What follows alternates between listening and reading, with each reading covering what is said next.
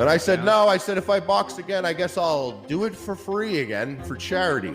I love the Beatles, and I also love boxing. For those of you that don't know, I'm going to be boxing in Creator Clash 3 in Tampa, Florida this June 28th. I'm very excited. You can grab your tickets now. In-person tickets are on sale, and pay-per-view tickets are on sale as well. You can go grab pay-per-view tickets now. All proceeds from this event are going to Stand Up to Cancer. So go ahead and stand up to cancer with me.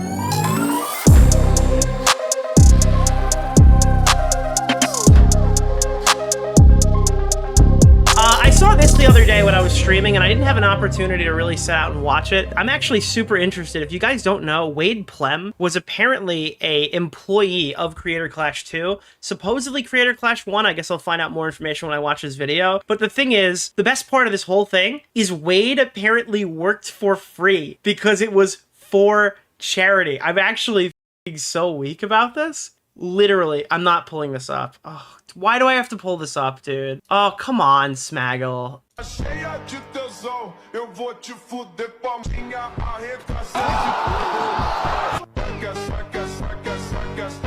This is the worst thing I've ever seen. I'm turning this off. Thank you, Smaggle. I said that to Tom earlier, and he was just like, this is the worst. This is actually the worst thing I've ever seen. Anyway, sorry. I got super interrupted right there. Ridiculous. My moderator sabotaging my stream and making it unfunny. Hate that. Fire him, dude. Wade Plem, employee of Creator Clash, who has now made a YouTube video exposing them using the iconic correct sources. So I wanted to check this out. It's a 40-minute video. It's probably, I don't think we'll watch the whole thing, but I really do want to see what Wade has to say about this, because I know him. You know what I mean? Like, I went to one of these boxing events. Wade's name comes around a lot in association with, like, these specific types of events. So it's actually kind of interesting to hear from him. I also run a YouTube channel called The Wade Concept, and that channel has allowed me to... And again, this video is, like, extremely... Well, I don't know if it's underrated, but it's not been seen by many people. This thing's got 26,000 views. So, unfortunately, the YouTube boxing scene is just not as big as it was. Become a boxing commentator and combat sports breakdown connoisseur. And in that journey, I have made a ton of strides. I have become a commentator for bigger companies like DAZN and the... Yeah, that's the thing. This guy works with fucking DAZN. He's the guy who's doing, like, he's involved with, like, Jake Paul fights and stuff, right? Like, that's the actual boxing company, not just, like, YouTube people teaming up. Ring Magazine, who's also a licensed partner of my main channel. Outside of those parameters, the first opportunity I ever got to do boxing commentary was for a company called Creator Clash. And that was... Uh-oh. Dude literally got his start, bro. All the way back in 2023, I think. Oh my god, wait. I think I've heard this clip where he's talking to Charlie. He's like, thank you for giving me a chance. Maybe 2022. I'm not quite sure the timeline. But what I am sure about is I worked the first and second Creator Clash events. And while things started out very good, they have turned completely... Yeah, dude, so here's the thing. I don't know if I have met Wade. I recommend watching Nicholas DeOrio. I've certainly shook hands with the guy who, like, manages KSI's fights. I met that guy. I don't know if I met Wade, because I don't know if he was at the event that I went to. I went to, like... Keem had me go to this fucking castle, dude. The one that, like, FouseyTube was streaming at for one of these fights that was, like, a tag team thing in Nashville. I think I went with Wavy. And I don't know... Wavy, do you know if we met Wade? Because that's one. I don't know if I've actually met this person. Completely sour. I feel like we met him there. Yeah, I think we did, but I don't want to say for a matter of fact. Heading into this third event, and I have kind of been removed from it. I haven't really talked about it or thought about it or... Funny enough, that's actually where we met Def Noodles. Dude, Def Noodles rolled up to the Keemstar Castle in fucking Nashville. And he's like, hey guys, what's going on? And we were all drinking, I was drinking, what was it, vodka and Prime? It was the party was sponsored by Prime, but every drink was cut with Prime. So it was vodka and Ice Pop Prime, or it was like, was it like Jack and something else Prime? I forgot. We're really checked in on what's been happening because I wasn't going to be a part of the event this year, but I did some digging today on live stream and I found out this is worse than I think I could have imagined. Not just because of... It's a real disaster, dude. I said in the beginning, I actually take an L on this one. I thought that because it looked so bad in the beginning, it would turn out to be successful, because that's usually how YouTube drama goes. If something looks telegraphed to fail, right? That's usually when it's going to succeed. And when something looks like it's going to succeed, it's going to blow up horribly. Like worse than you've ever seen before. So I tried to hedge my bet going, this looks so bad, I think it'll go back around. It just didn't. It just kept going further and further off the rails. Creator Clash 2 failing on pretty much... Yeah, I hate to say this about a charity failing, but it really did look like it was too good to be true. Is that psychotic to say? I mean, it is, and I am, but it was too good to be true. It looked like it was failing too quickly. Every front, but because Creator Clash 3... may end up worse, and it's because of the one simple and we all thing thought it was a charity at the beginning. We can't retroactively say that we didn't think there was anything that could potentially go to charity in January. We didn't know that, for a matter of fact. Now, obviously, in hindsight, it ages a lot better, considering the event was a fucking disaster when you look at the splits, but... Jesus. Your Clash from really start to finish, and that is, at the very least, a lack of communication. At the very worst, a full-on scandal. So let's break this entire thing. Yeah, I'm going to say it's probably a scandal. Wait, I'm going to call this one. I think it's a scandal. Down and talk about what went wrong with Creator Clash. There's a lot of things that we want to talk about, but first and foremost, we want to announce that... I can't, dude. Why does Mike from PA keep showing up, dude? Mike went from not being anywhere to being everywhere, dude. The guy's got the same man bun, similar facial hair, kind of the same build, dresses the same. Literally Mike from PA, welcome back. At Creator Clash 3 is moving dates and locations. October 25th, 2025 is the new date for Creator Clash, and now it is taking place at the Hollywood Palladium here in Los Angeles, California. Well, thank you. Wow. We don't have hype men. So. I know I've watched this video probably 1.5 times, but I don't remember them all yelling "woo" the last time. I feel like I didn't see that. Maybe I was talking over it, but that was really fucking cringe. So I guess that's... with that comes a couple questions about... ticket sales. A lot of people bought tickets for the Amelie Arena show. All those will be refunded. The first thing I want to break down for you here is I happen to know the Hollywood Palladium. I'm going to do this video from the oh no, bro, dude. perspective of outside, like just my perspective, what's going on. I don't know. Dude, this guy's got context we couldn't even possibly think of. We're going to dive into it today. But the first thing I notice about anything that's happened so far is that this thing seats 4,000 people. Call it. Deep right field. Let's see it. Into it today. But the first thing I notice about anything that's happened so far, they have gone from the Amelie Arena in Tampa to the Palladium. I think this is a good move because the Amelie Arena is a 20,000 seat arena, and you guys that have been in this, content creator, boxing, crossover boxing space know that I have always... Dude, I've watched too much of this content, bro. I can literally guess the talking points before they happened, bro. I knew that was coming. Jesus Christ. Screamed at the top of my lungs that there's no reason to be booking massive venues. What? And you know what else is massive? We're not going to sell them out. And this thing looked like it was... It was not selling it out, dude. But, bro, they tried to lie, right? If we're being honest, they tried to, act like this thing was selling at first. They tried to, fake it and then make it, I guess. One-way traffic toward completely underselling this event, if they even were going to have it. It was not going to sell 20,000 tickets. So they've moved it to the Palladium. I've been to the Palladium a couple different times. This is the type of event they need to be running for this, especially with all the bad press. Dude, this is so sad because you know what's the funniest part? It's less people than actually attended Creator Clash 1. That's it's such a loss.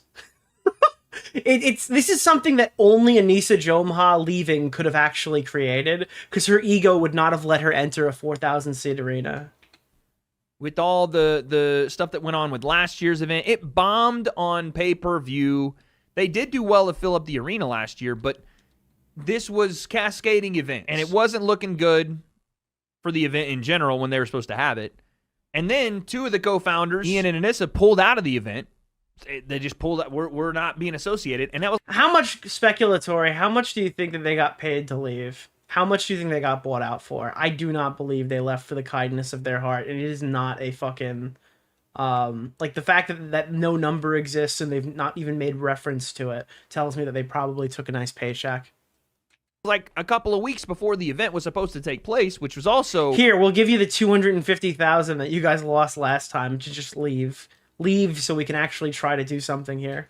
not sowing confidence into anyone's mind. So for them to reschedule this, push the date back, and put it in the Palladium where there's 4,000 people, and honestly, Keep in mind, I think at the peak they offered $1 million just for the name Creator Clash, right? Is that wrong? I thought they were asking that. I recommend watching Nicholas DeOrio's latest Like the video. name Creator Clash was It's worth a good money. thing Hassan and Ian are working so hard to save Palpatine from the clutches of Israel. Yes, dude. a lot more creators They are the Senate. don't have to fly across the country because most of them live in Wait, you actually tried to write Palestine and Palpatine came out? No, it did come out. Okay, never mind. You wrote that. either I Los thought the fucking TTS just said fucking Palpatine. Angeles or the surrounding area, or maybe in Texas. It's a good move, is my point. This is the first Fulfill your destiny and destroy it. right thing. Jesus Christ. No, we can't do that. We can't make that joke. We can't make that joke. I have seen people involved with Creator Clash do since the first We'll one. be updating you on when the new tickets will be on sale. If you bought pay-per-view tickets, those still stand. Dude, wait a minute. Do you know what that is? Do you know what that joke actually is? That's if Vosh was Palpatine. Dude, because is that not like the perfect... If Vosh was Palpatine, that's what that clip would have been. Holy shit, dude. That's so funny, dude. Can somebody take AI and replace Vosh's voice when he wants to blow up fucking with Palpatine? But if for whatever reason you would like a refund, they are offering that as well. I'm excited to have it here too. There's so many people on like this side of the Also, country. for whatever reason, I mean, people might want a refund on their pay-per-view ticket because from what people, at least I've Yeah, literally, dude. Oh, yeah, if you want it, I guess you can get that refund. Reminder, go get your refund. seen, people It's not automatically coming. I feel like after 3 VODs, there's no possible way anyone who watches these videos has a ticket. But I feel like I need to redundantly say it. Because on the off chance that someone's being lazy, you need another reminder. Go refund your ticket now. have pulled out of this event. Like, the entire main event. I think they just said the other guy that Harley was supposed to fight, the Beast guy, he pulled out today. He's not doing it. So yeah, people probably would have their reasons for wanting the refund on the pay-per-view side of things too. It's good to know that they're going to get a refund for that too, because looks like 4 or 5 people have pulled out of this card that were supposed to be fighters on it. So one thing that I And by the way, we should not be giving them like a pat on the back, right? For fucking offering refunds after 4 people drop off of a call. Like, literally, dude, you can't make an educated decision on if you want to fucking buy a boxing card if the main event will completely change by the time the event actually happens. You should have to go back and retroactively. Well, you have to give refunds in that case. misunderstood until talking to you guys at Real Good Touring was I thought that Ian and Anissa had like stepped back, but I thought that meant they was This part gets me every time because I know this. Like, I know Alana is a fucking liar, right? Like, I know she's like a psycho liar, but her fucking thing in here is such an obviously planted line. Wow. I really thought that Anissa was just lying to everyone and that she didn't actually drop out, and it was just like some malicious thing she's done, as if that would organically come up in any conversation ever. To be fighters on it. So one thing that I misunderstood until talking to you guys at Real Good Touring was I thought that Ian and Anissa had like stepped back, but I thought that meant they were still involved. They have actually stepped down. So yes, Ian and Anissa have stepped down completely. There's no Like, Alana literally comes from IGN. She is a games journalist. That tells you everything you need to know about her character. creative involvement. There's no financial involvement. And also, obviously, the Adam McIntyre reference. Real good touring, the tour. We're going to be on tour, guys. He declined! Is He Dark Web a declined! virgin? Ownership involvement. I'm They not. completely Why gave would so many people be Googling that? their stake to us, including their financial stake. They actually dispersed among the fighters, which is very cool of them to do. Throw your questions at Aaron, Yes. basically. Yeah. Yeah, obviously we have to You can yell acknowledge, at me now. we have to acknowledge that they, set the foundation for this event. And Yes. it like started out with like such a positive mission statement. That's why I wanted to be involved in the first place. Like it is like such a cool idea. A bunch of creators getting fit, Yeah. punching each other in the face, and it's for charity. Like I feel like it just, the message is so inherently positive that it's a shame that it became this dramatic internet thing that it never should have been. And This message is so positive. So why are we talking about a desert war? How did this happen? Why is this going on right now? I'm just very glad that attempts are being made to fix all that. Yeah, I think I agree, but I don't think it just became that way. I think it was a little bit of mixed messaging from the people that were putting on the event, and mostly Ian and Anissa. There was Well, it becomes that way when two things happen. One, Ian and Anissa are the face of the event. They're taking 34%, and they're not actually like doing anything substantial. To our knowledge, as Harley said, they were just like managing fighter relations, making sure everybody's doing okay. They're coming away with 34% if they stayed, right? Simultaneously, Ian expressed that he did not want people to like push the fighters to promote the event. So the fighters aren't promoting. People don't even know the fights are happening. And most of the people had basically found out through this controversy that boxing was even going to occur. That is not something that will sell tickets, unfortunately. When more people find out about your event from Nick DeOrio's live stream than they do from your official YouTube channel that some people found out only existed now after it's been open for fucking 4 years, that's probably an issue, right? There is like a combined, I don't know, what if you had like 50 million subs worth of YouTubers on this card over the three fight cards that were created? And you guys like can't market a YouTube channel associated with your fights? There's a lot that was said that everything was for charity, for charity, for charity. And now, again, I've never run a charity. I don't know how much of them are for profit, right? Like proceeds from profit go to charity, but also a certain percentage of that goes back to the people putting on the charity events. I don't know. Maybe that's how it works. But that wasn't how it was sold, right? It wasn't sold. No, they grandstanded on everybody. They used it to their advantage. They like attacked people publicly on social media. It's for charity. It's for charity. That fighters were getting paid to do it on top of the charity proceeds. It wasn't sold as charities will only receive money if we turn a profit. People thought they were buying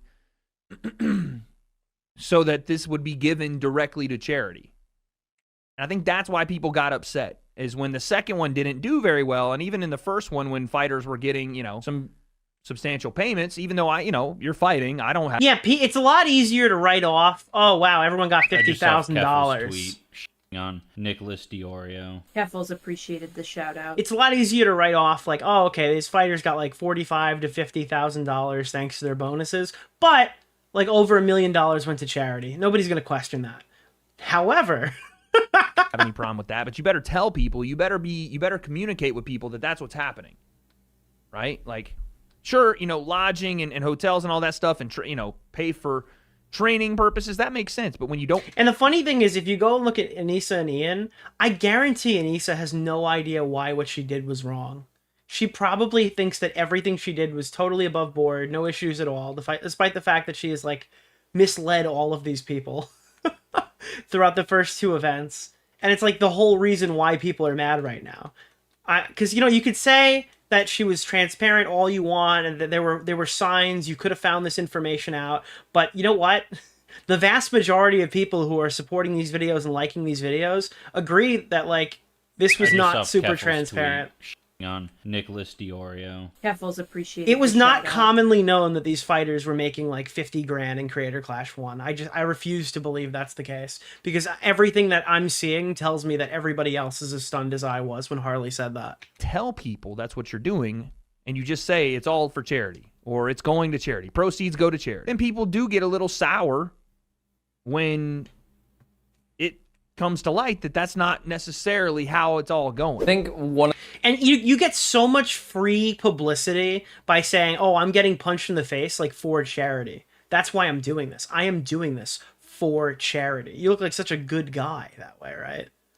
One of the biggest questions that people have is about how, Like, it doesn't really ring when you say, I'm doing this for $50,000 cash, and then the potential to give to charity.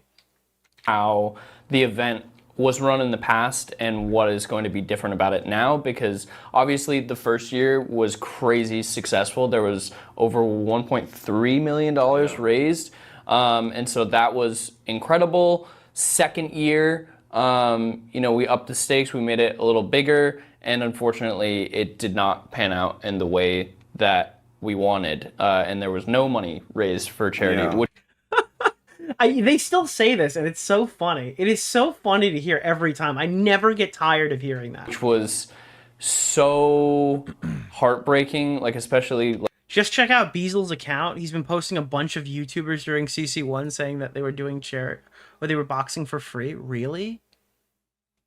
Beasel is following me. Who the fuck is Beasel? Let's see. Ethan Nestor said all proceeds go to charity for Creator Clash 2. I just saw Keffel's tweet Creator Clash. on Nicholas DeOrio. Who the fuck is this? The shout out. In This my must be- favorite sequel movie in the past decade, Muppets Most Wanted, there is a song at the beginning called "We're Doing a Sequel," and there's a line in it that goes, and everybody knows the sequel's never quite as good. Can I say something to you, Nick? I really like Let's check this one out. Why? Be boxing for charity? Yep. Creator Clash, all of the proceeds go to charity. Oh my god. I recommend watching Nicholas DeOrio's latest video. I remember the clip where the one dude said he did CC2 Wait! for money. What? Wish that clip would come up more often. The amount of effort that went into recruiting. This is people for this Hundar? like really something to be applauded, Ian and Anissa. Like incredible work for just pursuing this. Because unsurprisingly, most YouTubers are not necessarily interested in doing a bunch of exercise that take up hours and hours and hours of their life.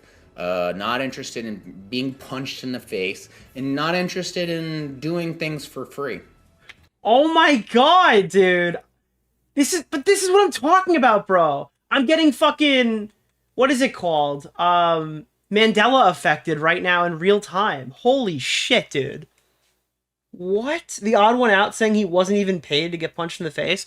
But like, if you give the money away, because I imagine some of these people gave the money away, right?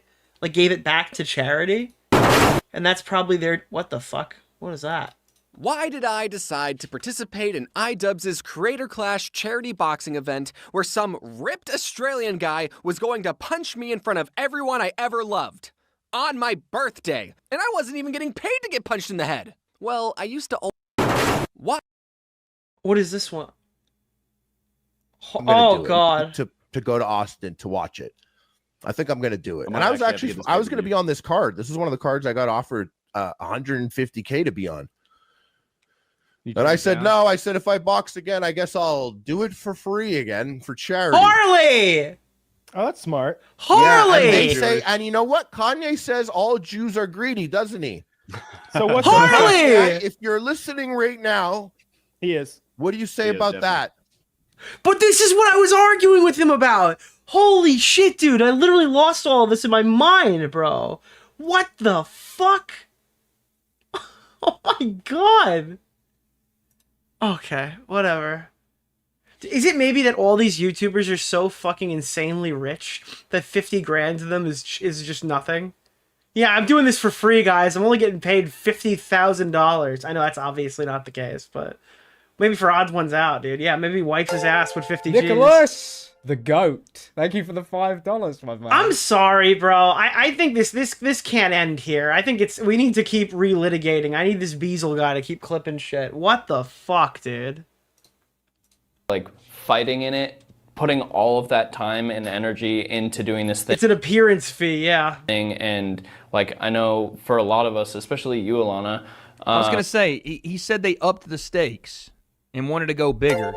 Nicholas, the goat. Thank you for the $5, my man. Thank you. They moved it to a bigger arena, but I just want to make sure that I'm not crazy. So they moved it from USF's basketball arena. Then they brought it over to the Amalie Arena. Then they didn't sell out the Amalie Arena, and then me and Harley got into a fight about it because he said it was full. And I, unironically, when Harley confronted me and said that they sold out the Amalie Arena, I thought that was so ridiculous, but I didn't have any numbers to justify it. Like, I had no fucking idea what to say, and I'm literally gonna... Oh, fuck. I didn't know what to say, dude. I was like, wait, am I wrong about this? Is he actually right? Am I, like, full of shit right now? Am I like a total fucking idiot? So I was like, I guess I'll take your word for it. Because I was like, why would he lie about that? That's like an insane fucking claim to lie about. Which is where we were.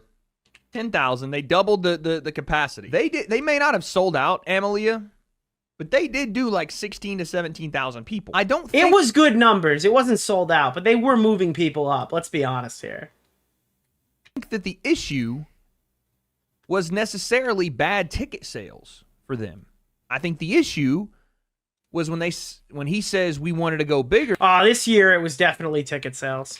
They did go bigger. They built up a massive double the size arena, but they spent bigger. It's not just about the place that they had the event. It's the hotel being completely rented out. It's the gala. It's the multiple galas, bro. It's the comedian. It's the singer. Percentage that was going to fighters. It was, I assume, the media, the hosts that were being brought in. It was fucking hiring, dude, Moist Critical to sit next to you and have Amaranth be like the ringside girl doing the interviews. Another thing was, there were a lot of people that weren't a part of the show that were there. I remember seeing the Hassan guy there. He was walking around in the hotel after, like at the little after party thing, like directly after the fights. Not the next day. The whole gala thing, I think, was the next day. I'm not saying that they brought him out there, because I don't know that. But there were a lot of big influencer personalities, and I wonder, was this one of those Turkey Tom, bro? Turkey Tom reference? Jake bringing, legends over to Saudi type of thing. The point I'm trying to make is it feels like the things they went bigger on that worked, they could have done and been fine. Nicholas, they went bigger on and the didn't goat. work. Thank you for the $5, my man. And that's the point where I hope that they realize that. We were devastated. As a fighter and as a producer of the event, it was awful that happened, and the audience too. Like to know that, like, buying into the event and watching the event, thinking that their money's going to charity, and then it's the audience are the people that should be the most mad because they didn't have any control over this. Not the audience too. The audience first. It was their money that was taken from them and not given to the thing they thought it was going to be given to. The audience doesn't care if the event profited or not. The audience doesn't care if anybody got paid outside of the thing that they paid their money for, which was these fighters are coming in because they... Dude, the audience doesn't even know the fights are happening, bro, because nobody will promote them. Bro, how much, guys, chat, how much you want to bet Myth's video didn't hit 50,000 views? What is Myth's boxing? I might mic from PA myself here. Do the possible. I'm gonna mic from PA myself. This video is gonna go crazy, dude. Where is this? Where is Myth's new fucking boxing documentary? Oh my god, dude. Oh my god, bro. Is this really lolly? But this is the problem. Myth posted a boxing documentary and got 13,000 views a month ago. This is like the problem. Where the fuck's I Show Speed at, dude? Where are some of these bigger influencers that people actually want to watch right now? Dude, why is Big Justice not fighting? Is Big Justice the dad? No, it's AJ. Why is AJ not fighting, dude? Want to put on a show for us. I'd like to give a big shout we're out paying to them to Nicholas do so, DeOrio. but we're paying Thank you for the gifted charity that's proposed for them to do. Was that 20, bro? You're nuts. Thank you. So not my money goes to this guy or her or him. My money goes to charity. And that's where the disconnect is happening. The first two creator clashes, they ran on the same model. Naively, we... You're using charity to mislead your audience so you guys can have a bigger clout party. I think that is a fair judgment, in my opinion. That's a fair way to describe this event. Oh, it's for charity, it's for charity, it's for charity. No, it's for our party. It's to fly out our friends. It's to have our own VidCon with the approved people that we like to hang out with. That's what happened here. And they used charity to, like, create more income for their event. Believed that with the first creator clash that the success of the event would it's fucking beer money to them. Yeah. be shared with the charity. So funding it through various sponsorships, but mostly ticket sales and pay-per-view sales. Pay for the event, and then everything else is gravy for charity, which luckily worked for that year. We raised $1.3 million for charity. AJ shattered his knee in AEW? Really, dude? Charity was That's crazy. great. With that thinking, we moved on to Creator Clash 2, scaled it up a bit, and it turned out that we weren't. I gotta hear that. Did you cover the fact that iDubbbz and Anissa paid to fly out Hassan and Co., while the influencers who were boxing had to buy plane tickets for their families, friends, and even trainers on their own dime? I know some people had flights and stuff paid out, and some people had rooms. But yeah, supposedly what we got from Harley in the most recent interview, which I didn't cover this part, but it was kind of important, is that it was difficult for the fighters to get their families in the hotel room because Ian and Anissa wanted to, like, have the YouTubers be there. And apparently there was a stalking incident that was accused of being like Jake Doolittle or something. Or one of these guys was like fucking standing outside the hotel. Maybe it was just fans that were knocking on it or whatever, trying to like find the YouTubers, find the influencers. But it was difficult to get rooms for the fucking, the family members. That was a problem. Whilst they were saving spots supposedly, allegedly, for other YouTube influencers who weren't actually affiliated with the event to hang out. Again. Would be believed that, you know, you can say a lot of shit about Jake Doolittle, that he's cringe, he's untalented, he's extremely unfunny, he's a fucking snake, his charity is a joke, nobody cares about what he thinks about anything. I haven't thought of his name since the video that he made about Ethan Klein having lupus, which is probably the same as everybody else here. He's going to be making one of those videos begging for money and asking for us to pay his bills in a couple of... What was I talking about? Oh! He still donates more money annually with Never Stop than Creator Clash 2 did. So he's got that going for him. that with the first Creator Clash, that the success of the event would be shared with the charity. So funding it through various sponsorships, but mostly ticket sales and pay-per-view sales, pay for the event, and then everything else is gravy for charity. Which So they say they raised $1.3 million for charity in the first event. They also say that most of the funding for the event came from some sponsors, yes, but mostly ticket sales and pay-per-view. This would lead... Yeah, nobody ever talks about the Creator Clash 2 sponsors. We briefly touched on it last time, but we don't know any estimates for how much Fansly paid or Crash Bandicoot. The Crash Bandicoot one, I'd forgotten that even happened. They had a 10-minute Crash Bandicoot, like, was it PlayStation or Microsoft? Who owns Crash these days? To believe there was no investing in the event. There was no external investor in the event. Number one rule for a charity event, or really any event, is finding outside investment. Naughty Dog? I don't know. Does Naughty Dog still own Crash? Activision? PlayStation? I don't fucking know. Someone said he got 11K views on his last video. The thing with Myth is, if your boxing documentary on your like million sub YouTube channel, or whatever the fuck Myth has on here, obviously he's like a notable influencer and stuff. If you can't get more views on your boxing documentary than my VODs that I do on Shellbo, you probably shouldn't, shouldn't be fighting, but like, they need other people here, clearly. Like, this is not working. The promotion is not happening. So that you don't have to bear the burden of ticket sales and pay-per-view to pay back your event, so more of it goes to the thing that you told people it would go toward. Does that make sense? Like, even regular boxing events that are trying to turn... It's Activision, people saying PlayStation are retards? Okay. Earn money. They have investors that cover base costs. So you have this idea to run for charity. I'm sure there... I mean, again, I didn't run things. I don't know. But there are a lot of companies that are looking to invest their money into a charitable donation. Yeah, that's another one. Hey, this is for charity. It's a bunch of influencers. There's no, like... There's no real controversy. Holy crap, dude. This is a fucking money pit for us, dude. Yeah, of course we'd love to sponsor your event. Yeah. For various reasons. So I'm kind of shocked by that there were no big-time external investors that could have covered base costs. So that those profits... Thank you. And, like, you know, actually, the big thing with this is they were able to bring in more investors to keep this event going after Creator Clash 2. That tells you how marketable this idea was, that somebody wanted to take a risk on them with a Creator Clash 3, knowing the event lost money last time. It's weren't the only thing that went to charity. Like, there's dude, the charity is the charitability people gave to them. Let's be honest here. That's probably the best example of charity here.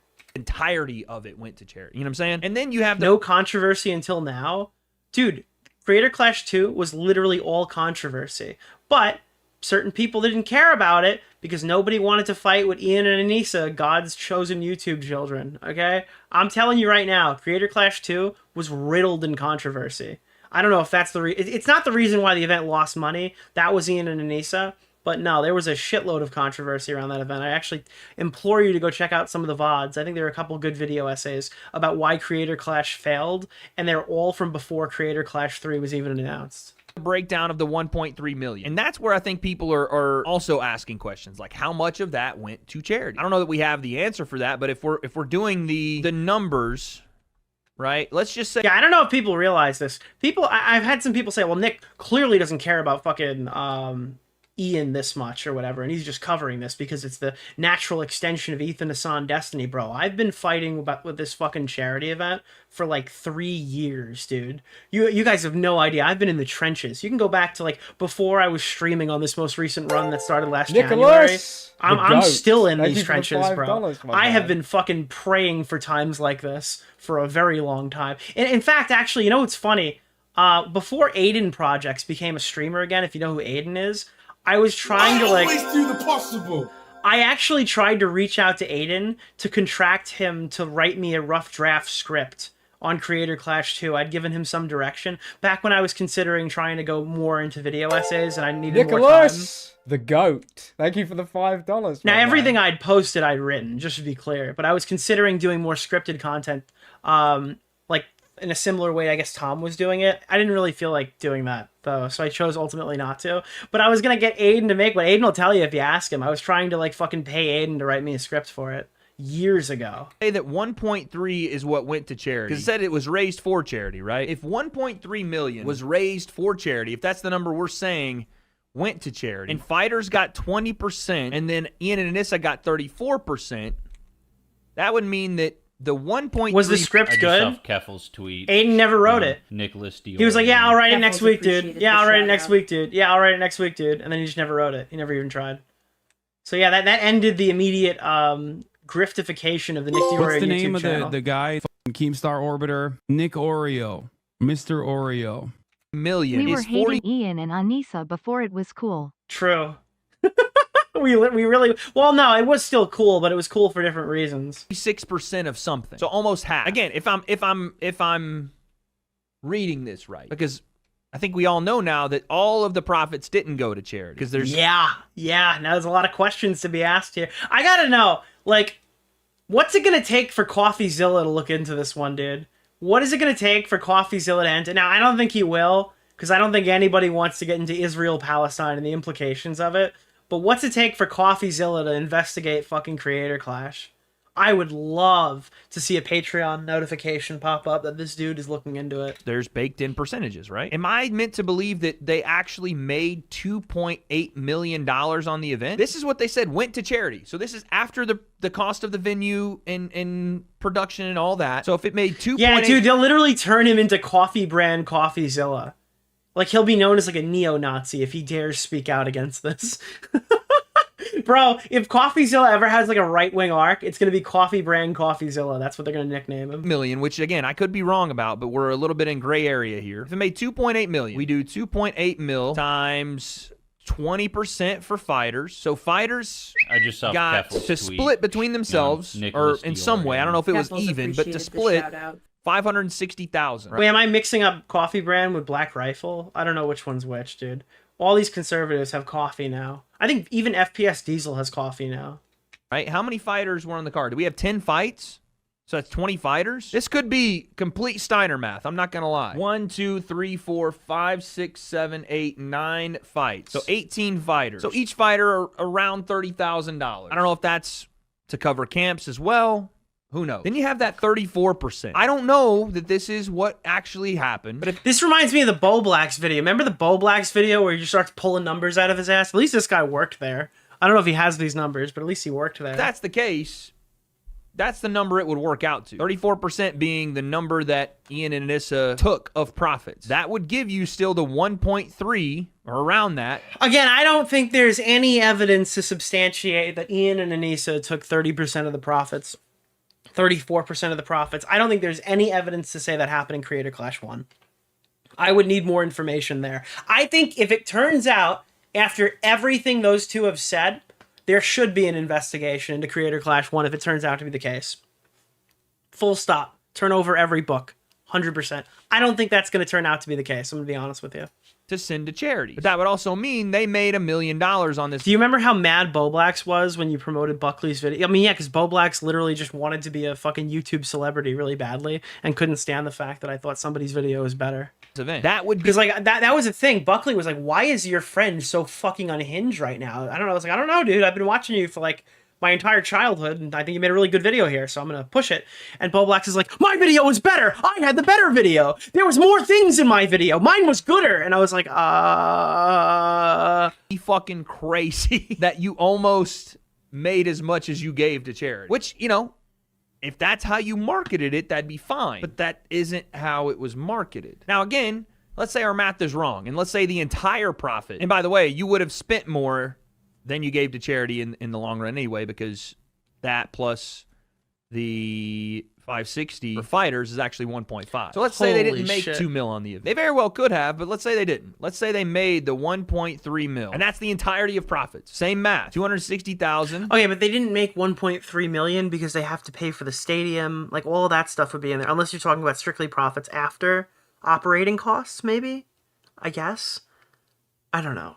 This is why the numbers are weird, because every time you do it, I complain about this now every single time, but you get like a fucking accounting major or a statistician or something in your replies acting like you're the biggest moron on planet Earth if you even say the slightest incorrect fucking term when you're describing it, even though everyone knows what you're talking about.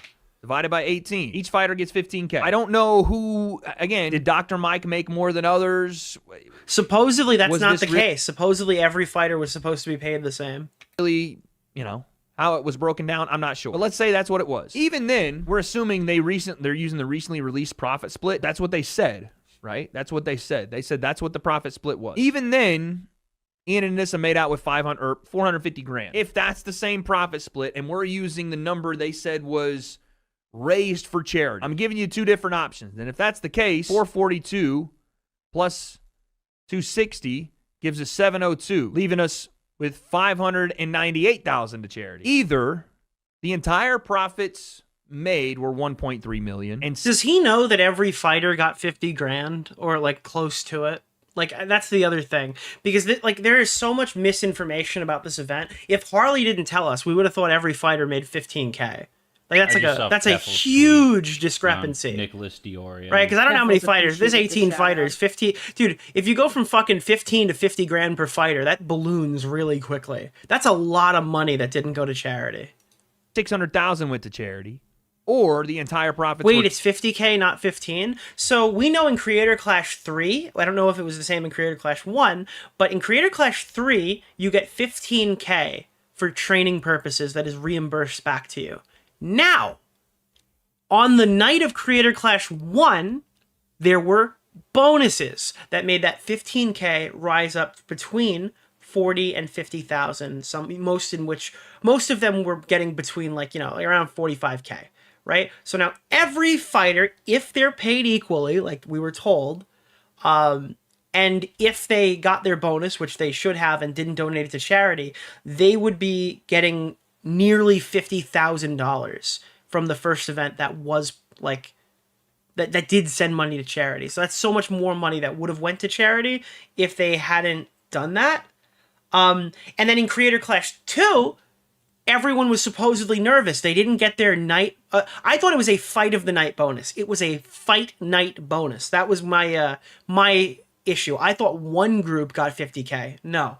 Every fighter got a bonus on the night of Creator Clash 1. So when they didn't get that bonus in Creator Clash 2, everyone was looking around like, huh, that's an expensive comedian. Huh, that's a lot of wine. Huh, this party's really nice, or whatever, thinking that they didn't get their bonus because these guys had like their Friendsgiving moment where they threw all this money into a cool weekend with the gals and the boys, right? Not knowing that this was all because the event was not profitable. And the reason why there were no bonuses is because, well, there was no charity. So neither of these. Now, but you have to wonder, if the event didn't lose 250,000 and it made 300,000, would they be pulling from that 300,000 to give the bonuses to their fighters, or would that money be going to charity? I don't know what Ian and Anissa would have done, but I do know what the new administration would have done, and they would have given it to the fighters, because that's what they did with the 34%. Instead of giving that 34% to charity and making Creator Clash LA reasonable, right, with like a clear charity component coming from the budget, they've chosen now to redistribute that money back to the fighters, who are already guaranteed, what, like 20% of pay-per-view, 20% of the revenue or whatever. I forgot what it said on the website. Let me pull this up. But you have to realize that, like, this is fucked. Like the new administration or whatever, the new group of people who are doing this in the transparency report easily could have put a percentage of this to charity, and they would have like looked so good in the criticism wars here. But 20% of net profit goes to the fighters, 15 grand goes to the fighters, so it's 15 plus 20% of the net profit. Sounds a lot like the bonus. I don't know if this will turn out to be more or less, but this 34% is now being distributed back to the fighters instead of a percentage of that going to charity, 100%. I think that would have been a really easy way to get some good grace out of the situation. Maybe give people like a little bit more hope in the success of the event, knowing that some percentage of the tickets were guaranteed to go to charity, but they chose not to do that. They're just interested in putting more money in the YouTubers' pockets. But maybe they have to, because the brand is so dead now that you need more money to be affiliated with it, and they're going to struggle to find more fighters. 2.8 million, 1.3 million went to charity. Fighters took about 560,000, and Ian and Anissa took home $1 million. Regardless, they either made... And again, yeah, the people who ran this event, just to be clear, are the people who ran Creator Clash 2. They are the same people. Like this, the Real Good Touring Company has been there since the beginning. Even though Anissa and Ian have left the building, the people who have created this event are still very much running this event. It's another reason not to support them. 60,000, and Ian and Anissa took home $1 million. Regardless, they either made 450 or $1 million on the event, which is not what people thought they were paying for, and that's the whole. And again, they were constantly bashing Keemstar's events, Jake Paul's fights. I think one of the ones they brought up was, what was it, Vitaly who fought? One of these kick streamers was doing some crazy shit and like headbutted some guy or whatever. They were bashing these events, saying like, ours is for charity, ours is the good one. These guys don't take boxing seriously, when in reality, like, you're, at least the current Creator Clash seems to be paying out similar wages now, with that other percentage being thrown back in. Whole point. I'm not saying they're wrong to take money for work you did, for creating, for founding, but you need to let people know how this is going to go. Otherwise, there is a bit of deception behind how that's marketed. And you can see why people would be upset to find out that their entirety, like, did my pay-per-view go to charity? Or did it go to a, you know what I'm saying? Like, how much of it to them that may not seem fair? Could you imagine that you were the fucking... Dude, your money was the money that paid for Frogan's hotel room? You didn't ask for this. You didn't want this, but you paid for her hotel room. Dude, imagine the poor fucking soul who thought his money was going to kids with cancer that was paying to bed Frogan for a night. It's a massive fucking payday. So going into Creator Clash 3, we've completely restructured it. So all of the onus is on us to pay for the event, to produce the event through our partners, through our sponsors, and we will be doing a traditional fundraising. Dude, you were paying for the fucking bed the YouTubers were having extremely... extremely sloppy clout sex on, dude, when nobody was looking. You were paying for that, dude. That was what you paid for. You paid for the clout orgy that took place. Through Tiltify. It's running right now. You can donate it to it right now. We've already raised $238,000, which is so awesome. That's gravy. That's going straight to charity. So every dollar that is raised for charity through this event will be going straight to charity. I'm sorry, every time I think of Creator Clash, I think of Herogasm from fucking The Boys, dude. You ever see The Boys show? where they're like, oh wow, it's the 3rd annual Hero-gasm or whatever, like the 100th annual Hero-gasm. And I'm just picturing like that's what this event is. It's for like the aristocrat YouTubers, dude. The event will be funded by ticket sales, it will be funded by pay-per-view sales, and the fighters will be receiving a cut of that revenue. Yeah, So again, hold on, I'm a little confused because they said that the charity will be funded. Dude, that's a good point. Creator Clash, that's funny. That's also the name of their Fansly component. Guys, the pay-per-view gets a whole new meaning.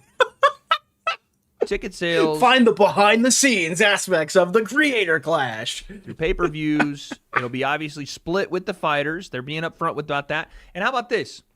If they would have done this from the beginning, I think people would have been more accepting. But they also said that this Tiltify thing is happening. Fundraiser on Tiltify. There's the event part, which is handled a very traditional event way, and then the charity is totally separate. So like even if you don't like watching boxing, you could still donate to the charity. Or if I hate charity, I can go back and watch boxing. Do you see the problem with this? Oh god, dude, I fucking hate charity. I love cancer. I'm gonna watch the fuck out of this boxing though, because at least I know my money's not affiliated with them. Up on Tiltify already. You don't get involved immediately. And it's very transparent of like, okay, you can see the number right now on your screen of how Tiltify 100% charity. Got it. What they're saying is that will immediately go to charity. The fight operation of Creator Clash will still be operated pretty much in the same way they... Dude, you understand that, like, the way that this works is so funny. Kanye West could make a fucking music video, right? Tweet on Nicholas DeOrio. What is Kanye's new song? It's like praising Hitler or this something. was shady from the start. Yeah. I'm genuinely beginning to wonder if Ian and Anissa are just the embodiment of greed and being spineless weasels. The guy on the left of this video, Ethan, collabed with Markiplier Plier in the past. Dude, Kanye West could like force Brianna Sensori to tattoo the Fansly logo, not the Fansly logo, the Tiltify logo on her left breast, and then walk around while screaming the Love Hitler song that he made, right? And that would be, like, if people donated to that performance, right, it would contribute to, like, the Creator Clash Fund. That's how unserious this fucking Tiltify link is. Think of whatever the worst possible way to promote a charity would be, and if people donated off of that, it would just be considered part of Creator Clash 3's charitable earnings. They've been operating it where if you pay to buy a ticket, if you pay for a pay-per-view, and of course their sponsors will fund the event. I still don't know why they aren't doing more. Tweet on Nicholas DeOrio. Keffels appreciated the shout out. Oh, that's a good point, Did you know dude. you can just donate to charity anytime you want? For example, right now I'm buying a disabled man a pinball machine. Yo! Thank you, by the way. I am the disabled man. But in case I wasn't the disabled man, have you checked out this charity? I think this is the coolest fucking charity I've ever seen before. Bringing the joy of pinball to children's hospitals across our nation. Bro, if I'm fighting for Project Pinball. This is the coolest shit ever. But do you know how they get people in? You get these pinball raffles, right? This is something that I think you should do. Because I've heard there, like, people, you win these machines. Like, a lot of people talk about this. If you want to get involved right now for a Stern Pro model of your choosing, what happens is you buy a raffle ticket. And then after they double the price of the item, after people buy a certain amount of tickets to double, I think it gets like 20 grand or something for a premium machine. If you win the raffle, you get the machine, and they match that, and they put a machine inside of a children's hospital. It's really cool. They always do this for King Kong. Like, if you want to get a limited edition $15,000 King Kong machine, and you want one to go to a children's hospital, right? You just go to Project Pinball and you put your thing in. I think that's awesome. That is super neat, right? Really cool. And these are all the people who've won. A couple of these people come from like the YouTube pinball community too. Like, this is a very successful. This is a very successful charity. And all the old men taking pictures of their fucking pinball machines. This is cool, dude. I love this. I absolutely love this. That's the way you do it. Or with investors. Maybe they can't get people on board now, but you would think there would be more investors on board. Not Nicholas, sponsors, investors. the goat. People that want to Thank you for the invest $5, into my man.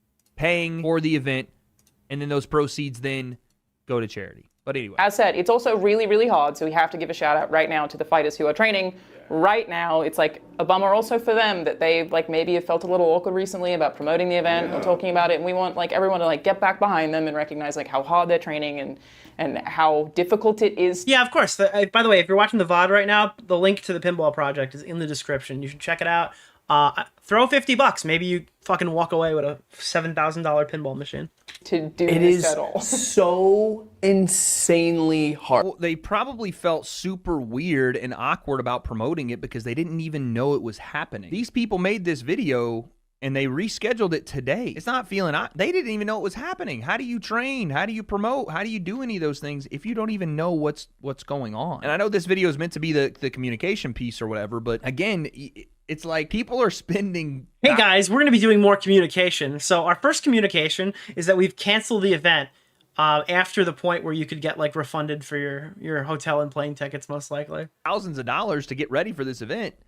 And it's not their fault that it's being mismanaged, or it has been, to the point where they don't know if they just spent however many thousands of dollars to do anything. Whether they get reimbursed or not, at least they could fight. Now, we do have a rescheduling for it, but they feel awkward. Which one didn't want Lena reimbursed? I don't know for a matter of fact, but if it's anything to go by, it's probably Elena. I can't say that for a matter of fact. But if I had to pick anyone who's affiliated with this project right now, whether she was at the time or not, I know she would share this belief. Elena is 100% a person who would be like against giving Lena money. I fully believe that based off of the clip. Sue him. And what they did... Because this was Froggy Fresh getting kicked off 3 weeks before, even closer than Lena. And basically she said that he was stealing from charity by not paying it back in full. Obviously, Lena wasn't paid out ahead of time, but Froggy was. It was send him a letter saying, hey, can we have the $15,000 back? The reason they did that was because now that he's no longer fighting because of breach of contract, he had to be replaced. That money that was given to him is just taken out of What's charity. the name of the So guy? this is one of the Keemstar current Orbiter? people. Nick Oreo. Mr. Oreo. She would absolutely not be giving that money back to Lena. Thank you.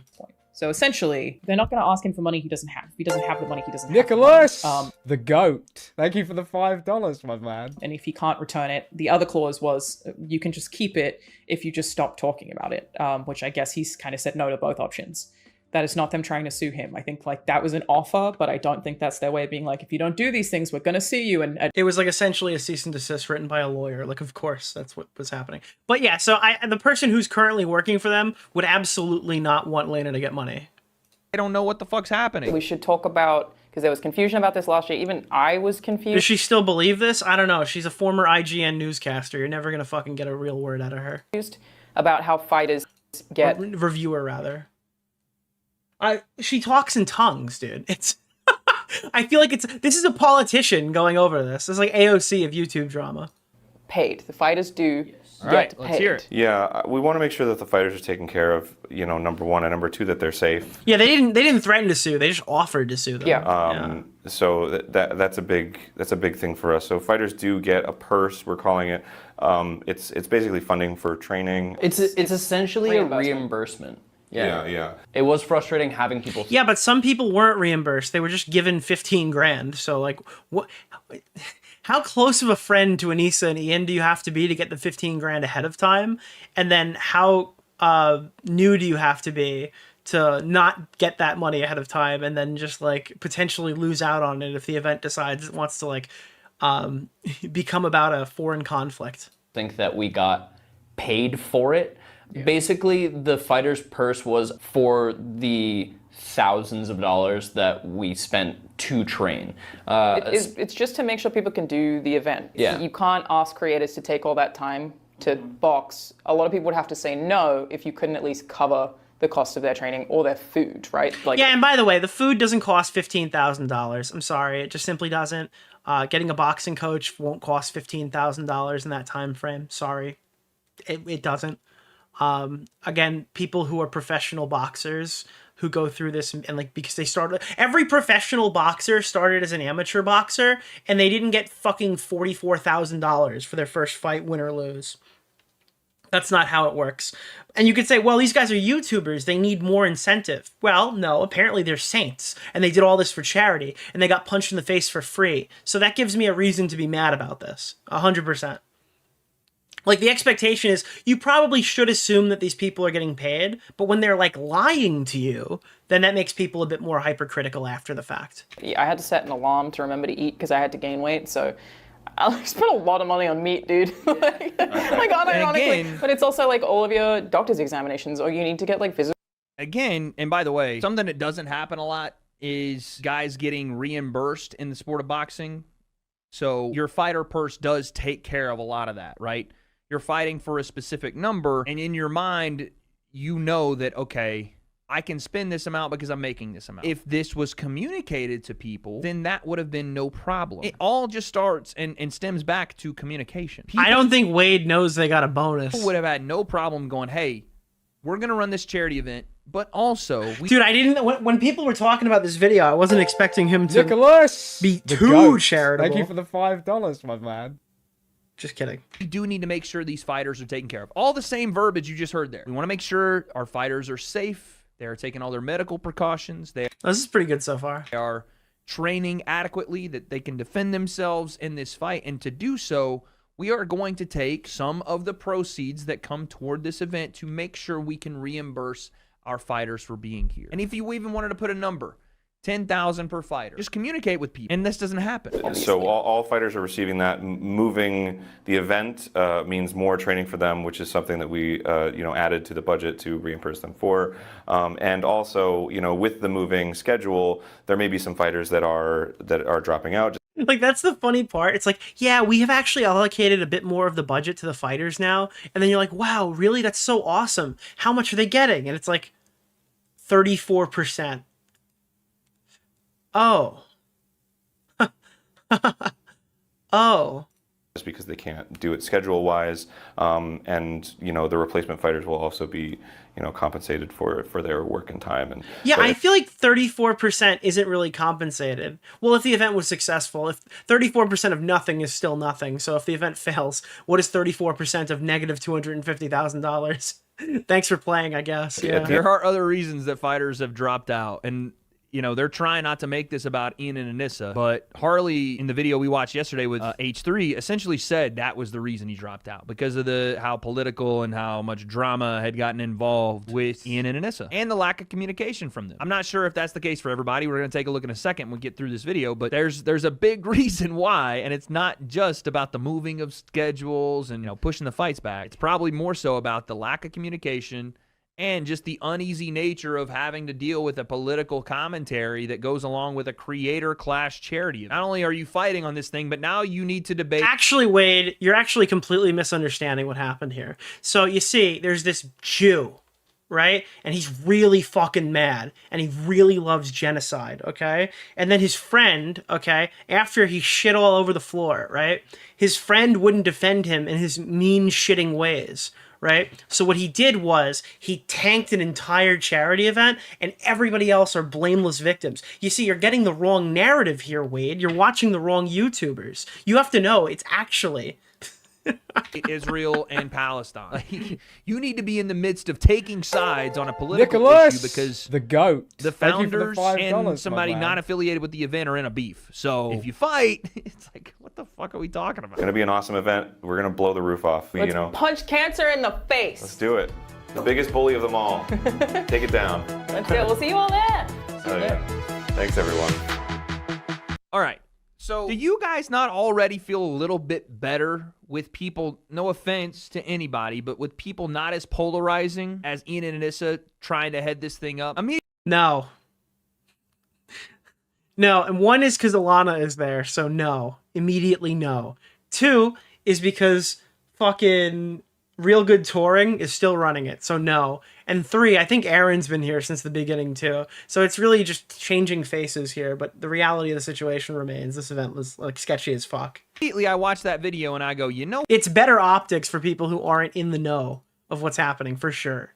What? I may not, be involved with this or have any real interest in it, but I don't have to take a side to watch this event now. Part of the reason people did not really fuck with Creator Clash 3, especially after what happened at number 2, was because they felt like they needed to take sides on if you're going to watch the event. Wait, wasn't Harley going to show up with a gigantic Israeli flag too?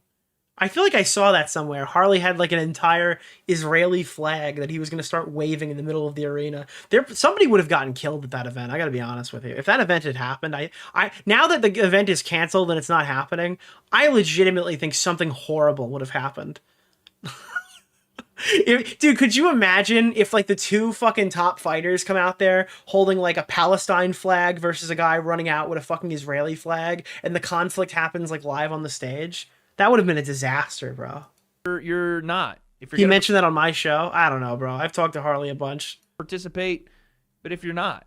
Now, I don't think it'll be what it... Nick, you shouldn't say that considering there was an attack recently. Well, thankfully, no one can do it because the event's not happening. It's not... Dude, it's a dog whistle in another time. Dude, in a parallel universe, I just made the most insane dog whistle ever of all time.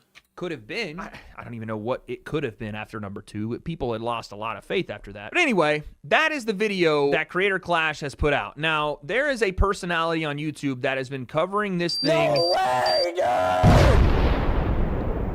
There's a KFC in Yemen! Harley coming in like the Jewish hacksaw Jim Fuggan would be worth the price of admission. Bro, I read that wrong. And I thought you said Harley coming in like Jack Harlow. And all I could think of immediately in my head is like his verse on Nicholas, the Lil Nas X song. $5, my man. Like when he just like slides in, dude, on fucking damn near from the rip.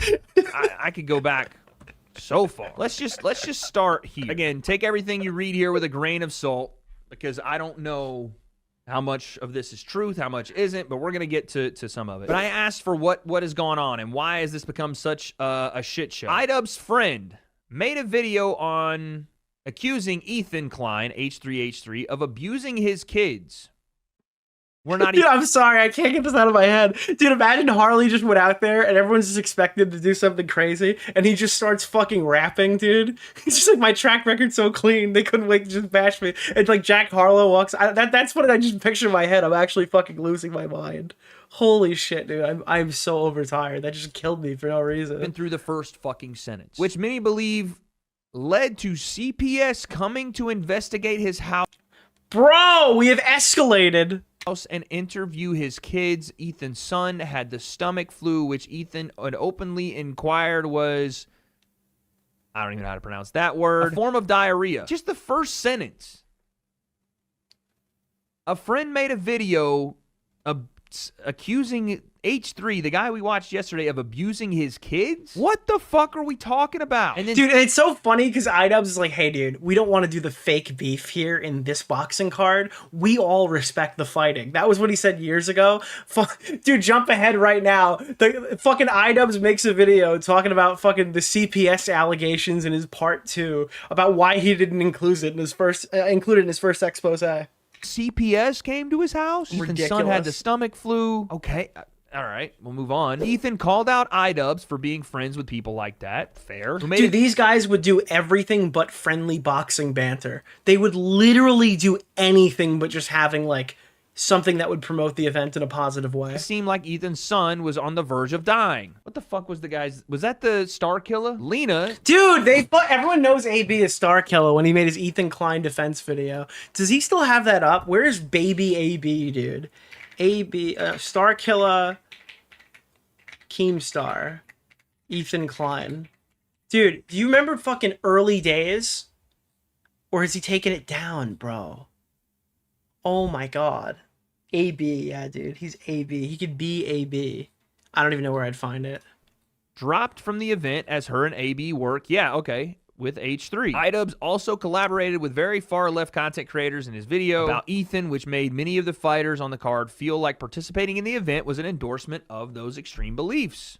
Supporting Hamas, saying America deserved 9... Like, this is the craziest shit ever that Wade is reading this right now. Like, does this not feel weird to see like a random fucking, well, not random, but like a boxing guy who's affiliated with the space reading some America Deserved 9/11 in contrast. Like, I don't know. This is so fucking nuts to me right 11. now. What the fuck? I don't even know what to say to any of that, but I gotta be honest. I don't know. Again, this is one person's retelling. This is not what boxing is. This is horrible. Of the story, and I'm sure there's been millions of different angles, and I'm sure there's another Yeah, side it's just of it. like, this is like if Lord Vega made the video. Just like some regular fucking guy is trying to explain this to an audience of boxing viewers.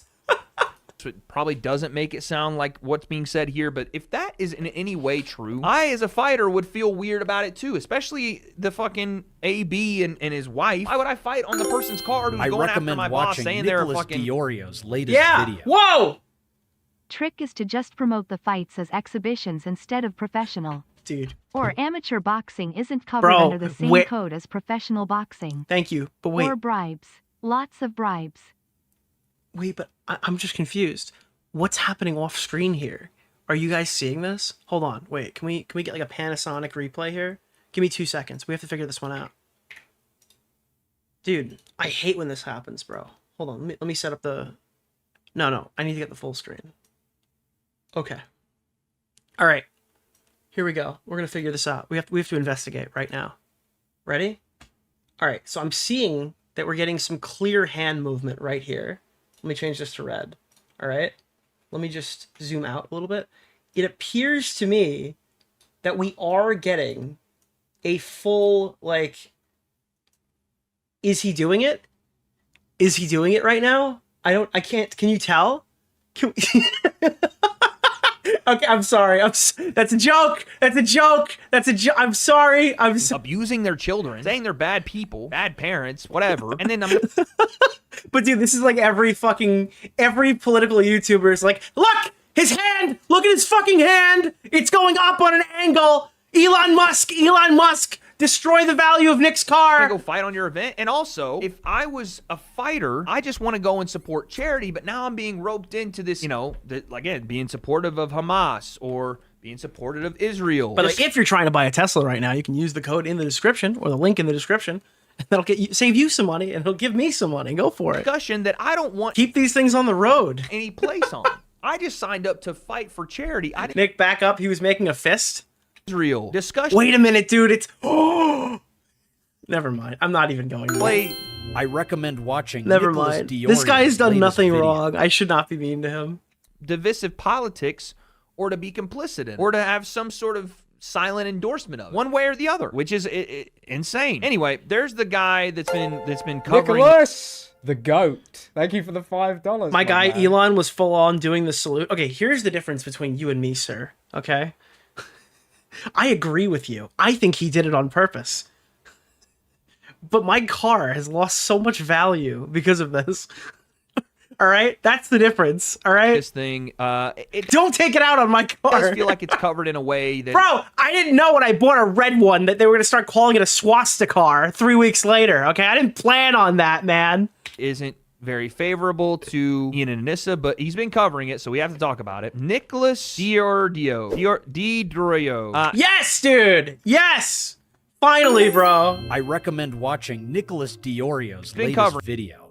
It, so we have to talk about Check it. out Pyrocynical's new video on Creator Clash 3. It's if all the drama is through the lens of someone scared to have an opinion, it's garbage lol. Wait, really? I will check that out after, because I'm sure it's very short. I will check that out after. Nicholas DeOrio. Yes, dude, that's fucking me, bro. There's a Wiggler. Wigglerception, dude. DeOrio. I've seen this guy talk about it pretty extensively, and I'm trying to find the tweets where it's... This is a crazy screenshot, dude. This is a fucking... Dude, this is an insane screenshot of somebody scrolling through my Twitter timeline and stopping on the word fentanyl in the middle of a fucking boxing video. That's crazy, bro. That is insane. Started. I don't know what yeet is, but here's Dad. I don't know what yeet is. Dude, this is so normie coded. I love it. Dad talking about Creator Clash 3. I guess he talked Nicholas, about it yesterday or a couple goat. Days ago. Thank you for the $5. It's still going on. my It's man. not happening June 28th. That's Gonna hurt yourself on. out Shut there up. now. So I can say that. But the official announcement will come out soon. This week, I think. So I'm still pumped. I'm still ready to go. It's not going to happen in June. And now that it's not happening in Florida, and it's in LA, that will be good for me. And hopefully people can still come out here for that. If you did buy tickets for... I feel bad for this guy. Dude just wants to fight. Let Dad fight. I keep saying Dad was the one who fought in like the main card fight against iDubbbz. I got him mixed up with Dr. Mike. Now I don't know who Dr. Mike is. I thought he was Dr. Mike. This is the guy who fought AB, just to be clear. He fought a B, dude. And he lived for 30 years. For the fight in person in Tampa or the pay-per-view, you will get refunded for that. You will get your money back. So that's good. And if you can come to LA, that'd be amazing because I thought he was like Dad MD. Set up a after party, which I wanted to do the second year. I want to set up an after party / DJ show where Dude, Dad fought a bee, bro. bro, Dad literally fought a bee. / dad DJ. Dad's gonna DJ after party. Dude, DJ Dad MD Mike, bro. Holy wait, that's the Mike part. Yeah, there it is. Thing, or not, you even have not like an after party. I don't want to make it sound like it's associated with the event. It's my own thing that I want to do, where Dad has like a dance party, and I wanted to do that after the second fight, but wasn't able to set it up in Florida. So maybe now I can. So anyway, it's still happening. I'm still fighting. By the way, when I put this in my thing, I made sure to add the part about him DJing. So when my audience saw this, maybe someone out there would be interested in it. I didn't want to just clip it for the part that everyone wanted to see. I figured that it would be nice to include that and like a link to his channel. Jago. I could be like a nice guy sometimes. Apparently that's his name. I thought it was Nicholas the Goat. Thank you for the $5. Thank you. Man. Jago, and apparently he's 25. I thought he was 28. He's younger than I thought. So the dude's literally 20 years younger than me. So we'll see how that goes. Wait, dude, they were like, yo, we finally got like really fair matches, dude. They have a 20-year-old guy beating the shit out of a 40-year-old man. Holy fuck, dude. So then we go back. To be clear, though, Starkiller was probably similarly aged. To this this individual, Nicholas DeOrio. And yes, dude! And he finally said it right. He, through tweets, has been covering the situation. There's Alana. Hi. Ethan calls out Creator Clash, Ian and Anissa after news of LA Beast dropping the event. Okay, so earlier today, LA Beast, who was the other half of the main event, dropped out before I think the video came out that they made. So this is obviously from the perspective of H3. You know what's crazy? A guy named LA Beast could not make it to the fight. You know? Isn't that kind of funny? Like there's a bit of irony there that LA Beast couldn't... Oh, wait, the fight's not in Florida? Fuck this, dude. I'm just kidding. Obviously, there was like a reason as to why he's not fighting, but it is kind of funny. Doesn't mean that that's the full thing, but LA Beast, due to a laundry list of... Is it Louisiana? Is that it? Is it not Los Angeles Beast? Reasons that will be revealed to you shortly. I, unfortunately, will no longer be... Yo, shout out Vega. Thank you. Boxing in the Creator Clash event. It's the best decision for me and my team at this point. All I wanted to do was put on a show... Vega did the new stuff, by the way. If you saw the main channel video today, it had the new intro in it, and it also had we did the new URR intro in this stream. Get paid and ultimately raise money for charity. Unfortunately, by the way, Grizzly's posting the link in chat. Go support Wade. Wade's video is up. You should go check out it. The rest of it on his channel. We're gonna still watch it, but like you should go check out his channel, subscribe and shit. How it worked out. Nicholas, sometimes plans the fall goat. through, and you've got. Thank you for the $5, my man. I'm so sad I missed 2 hours because I was waxing butts. What? Pick up the pieces and continue to move forward. Now, interesting that this guy says, I just wanted to put on a show, get paid, and ultimately raise money. He's being upfront with what he wanted to do out of the situation. There's nothing wrong with that. But that's not how it was sold to people, at least not the first two times. Ethan said it's a shame that he's used all these people for vanity project that was doomed from the start. LAB seemed to be taking it very seriously, according to Harley.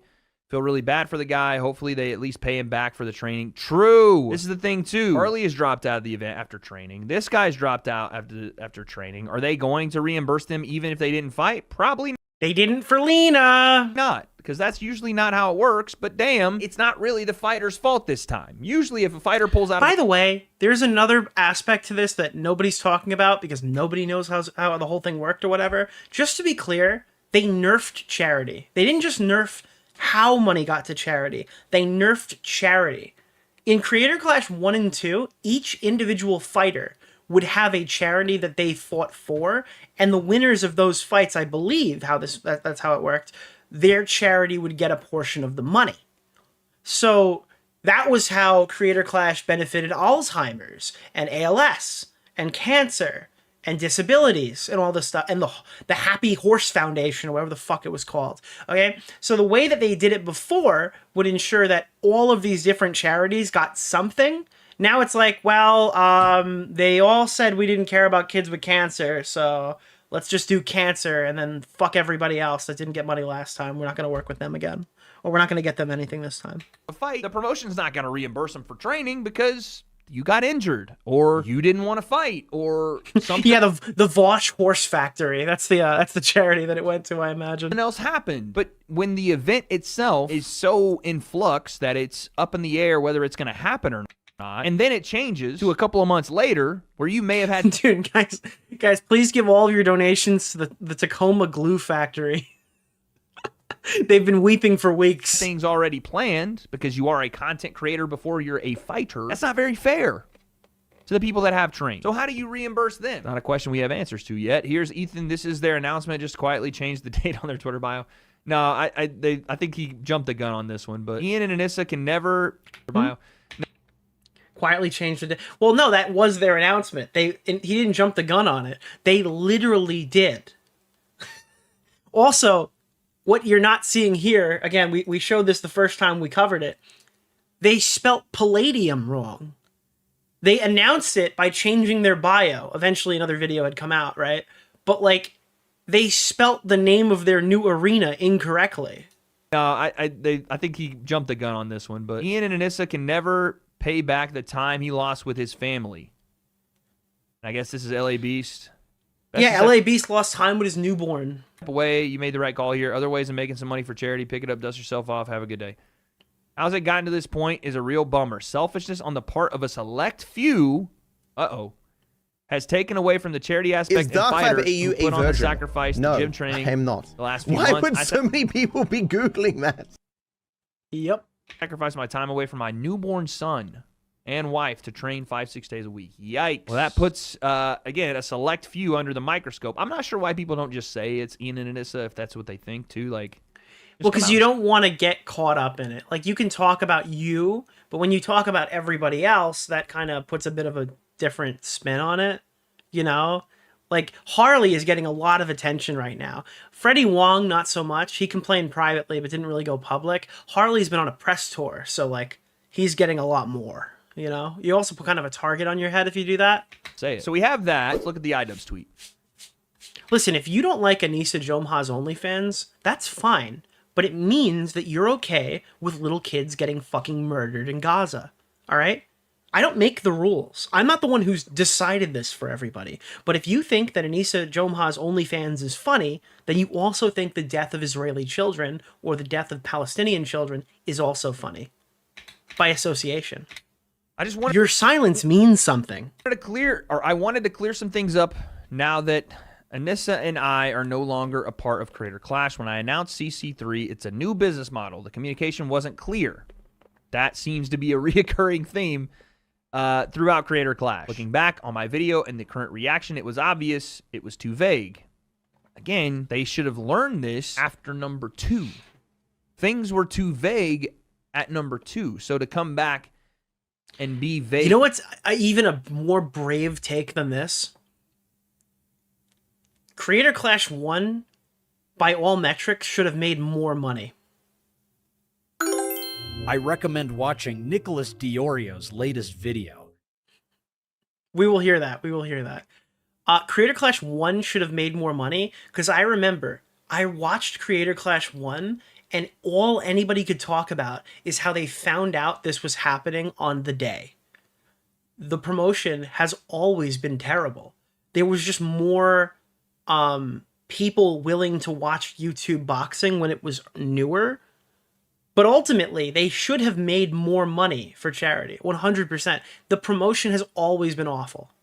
Again, in Creator Clash 3 shows me that you didn't learn anything. And this is not like they just announced the event right after number 2. They had 2 years. When the number 1 complaint coming out of number 2 was there was not a clear communication as to where money went, and people are upset about that, especially seeing as the money that was promised was to go to charity didn't go there because they couldn't make a profit. Looking back on the video and the current reactions, obviously it was too vague. It remains true that I earned a fight purse for CC1 along with other fighters, and we did not profit at all from CC. So he probably made somewhere between $40,000 and $50,000. That's what the purse is, because obviously the purse. Well, again, that's actually a lie. Is that a lie? Because they're saying the purse is the training money, right? They earned the purse. I don't think the bonus would be considered part of the purse. So maybe that is a lie. I don't know. After maybe he didn't take the bonus. CC2 failed. Maybe they offered it to everyone but him because it was him who was offering it. To raise any money for charity, we knew it was time for a different business model. We restructured so that the funds from our charity partner would be raised on Tiltify separate and apart from the actual event. We then decided that this year we would take a profit share from the for-profit side. iDubbbz doesn't consider $15K in training paying the fighters. Well, yeah, because then they would have to say like that they're paying the fighters. The way to, like, when they explained it as a purse, that it's a reimbursement for training, but they were giving the reimbursement before people paid for the training in some cases, the reason why they explained it that way is because it sounds like the fighters aren't being paid. And keep in mind, when they say the training purse, you're not supposed to know how much they get. We know it now, but we didn't fucking know it back then. Oh, okay, I'm sure they get a couple $1,000s or something. Maybe like $3,000 or something to cover the costs associated with training. It's a lot easier to throw the word purse around when the people you're talking to do not know it's $15,000. Out of the like it's like it's the Wizard of Oz. It's literally the great and powerful Oz. We've already seen behind the curtain. We know that $15,000 is sitting right back there, and it's not some fucking like mystical number anymore. So obviously we're gonna have a different interpretation of what's happening there, as opposed to like random people who don't know that fact. Event should the for-profit side even succeed. I feel sorry for any confusion that Anissa and I have caused. We know the event is in good hands now and wish it all the success. So I'm just confused here. Again, this didn't clear anything up. It remains true that I earned a fight purse for CC1 along with other fighters. Where did the rest of the money go? This didn't clear that up. Not that we need to go, how much did you earn versus, I mean, some people are going to do that. How much did you earn? We just want like a concrete, what was the amount that went directly to charity? That's really the only. No, but we need to know that because he got on a podcast and told everybody that he didn't get any fucking money, like for the event, right? I don't think that would be lying if he took a purse for actually fighting in it. But yeah, he's talking about like not getting any money and how that like is kind of an afterthought. The main thing is about the fighters getting paid, right? Answer people need. And how much did you profit? That way we know how much was not like given. There was a whole conversation where Ethan's like, you should take a salary. Like you should get some money back for this or whatever. But the problem is, the issue isn't that they took money at all. It's that they were taking 34% off Creator Clash 3 after the previous event had failed, and it's at the expense of the charity component. That's why people are mad. If they were getting a reasonable salary for hosting the event, I wouldn't be as critical of them if they're transparent about it. That's another thing. Transparency is also a huge issue. The charity and how much was. And then he says, and we did not profit at all from CC2. We meaning Creator Clash, we meaning the charity, myself nobody and did. Anissa. He says we restructured so that funds from our charity partner would be raised. But again, when it says we didn't profit off of Creator Clash 2, that is like the most charitable way to say that we couldn't because it didn't make any money. Like we didn't profit from Creator Clash 2 doesn't like, it wasn't out of intent. They didn't set out to be altruistic. The event failed. On Tiltify separate and apart from the actual event. Then we decided this year we would take a profit share for the for-profit side of the event. Should the for-profit side of the event succeed? Yeah, incidental altruism is what happened there. You're right. Who said that? Tiz McFizz. Just say that we are doing an event to make money. We're going to put on a Creator Clash. But the charity side is this. You can't do that because they're emotionally blackmailing people into donating for fucking cancer. That's my opinion, by the way. I think that like that's the sell. The sell is that their event is better than everyone else's event because it's for charity. Kinda. Don't look into it. Like that's why people were giving them money. If you want to donate to charity, they literally can't do that, or it would sabotage their future ticket sales because they're the charity event. It really doesn't have anything to do with Because by the way, if you settle this, if you pull all this away, right? What is Creator Clash if not a charity?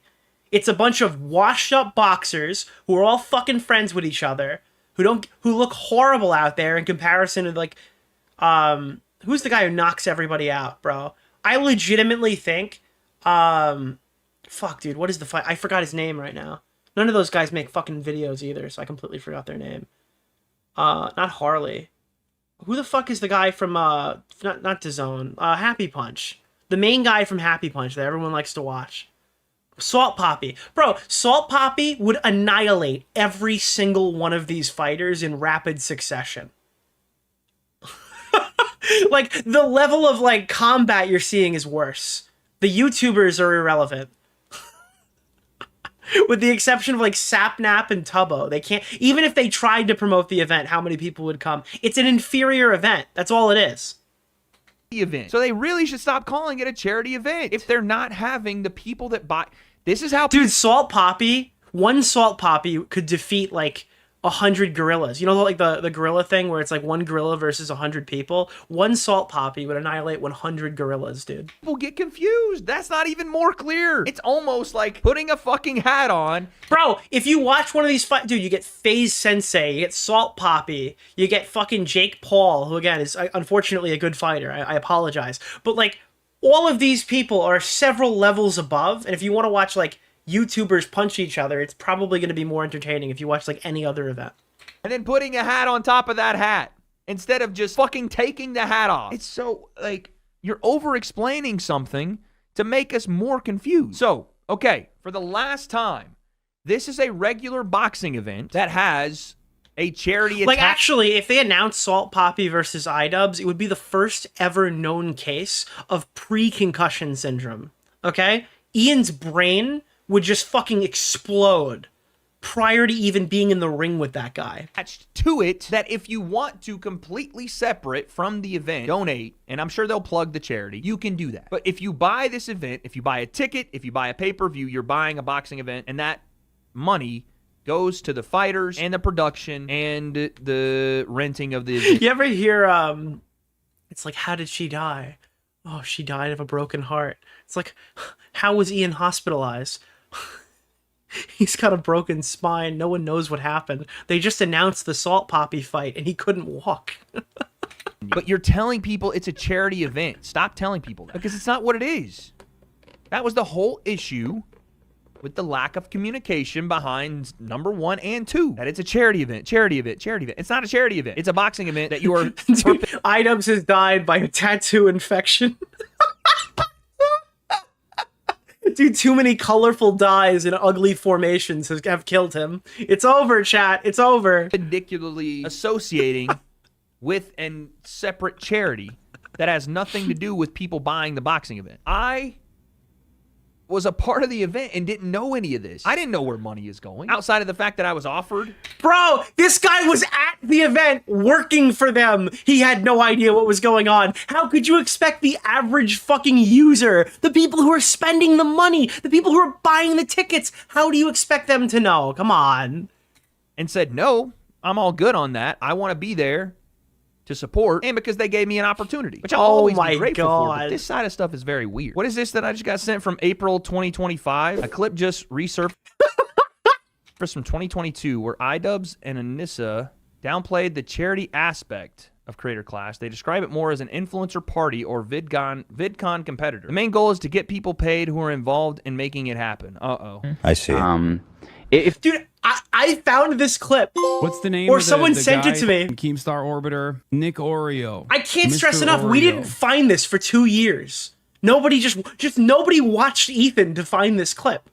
I don't know how this flew under the radar until now, but it was a gift from God. If it works out, then we can do that, and there could always be a charity aspect to it.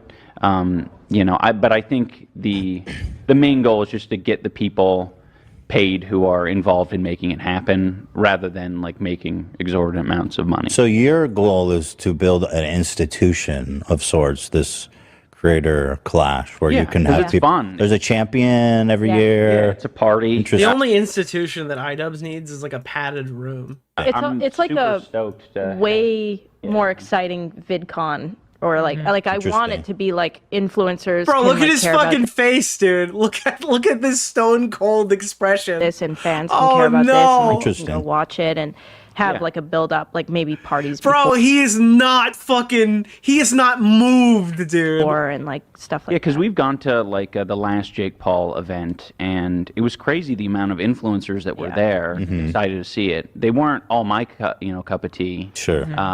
But it was exciting. Everyone wanted to be there. It was fun. And Bro, it's so reassuring to see somebody who's just out of the loop watching this for the first time and like hit the same emotional through point or whatever that I hit. I think if we can harness some of that, but have it be even more exciting, because all of our fighters are mystery fights. You don't know how it's going to go. And then you have this, charity element. It's just like a win all around. So in the future, maybe there'll be more profits potentially for you guys. Potentially, but we're not looking at that really. I see what's happened here, man. They went to, and they're talking about 2022. I have to assume this is around the time where Jake fought Tyron Woodley. They saw the success of influencer boxing. They saw the success of Jake Paul in influencer boxing. And by the way, I think that first fight was... Jake Paul has won so violently hard because of this happening. Without saying a word, this guy has completely fucking won. Or that second fight was in Florida as well, if I'm not mistaken. And they went, we want a piece of that. Makes sense. No big deal. Dude, that is catastrophic for their fucking public. Dude, the takeaway that Wade has is that they saw Jake Paul and said, we want a piece of that money, and went, the best way to get it is to be a charity. That is so... that is such a bad fucking thing for people to think about you based off of the stuff that you have said. But not entirely unreasonable. The problem is you don't hear the enthusiasm about it being charity event. No, you don't until they get backed into a corner and they need the out.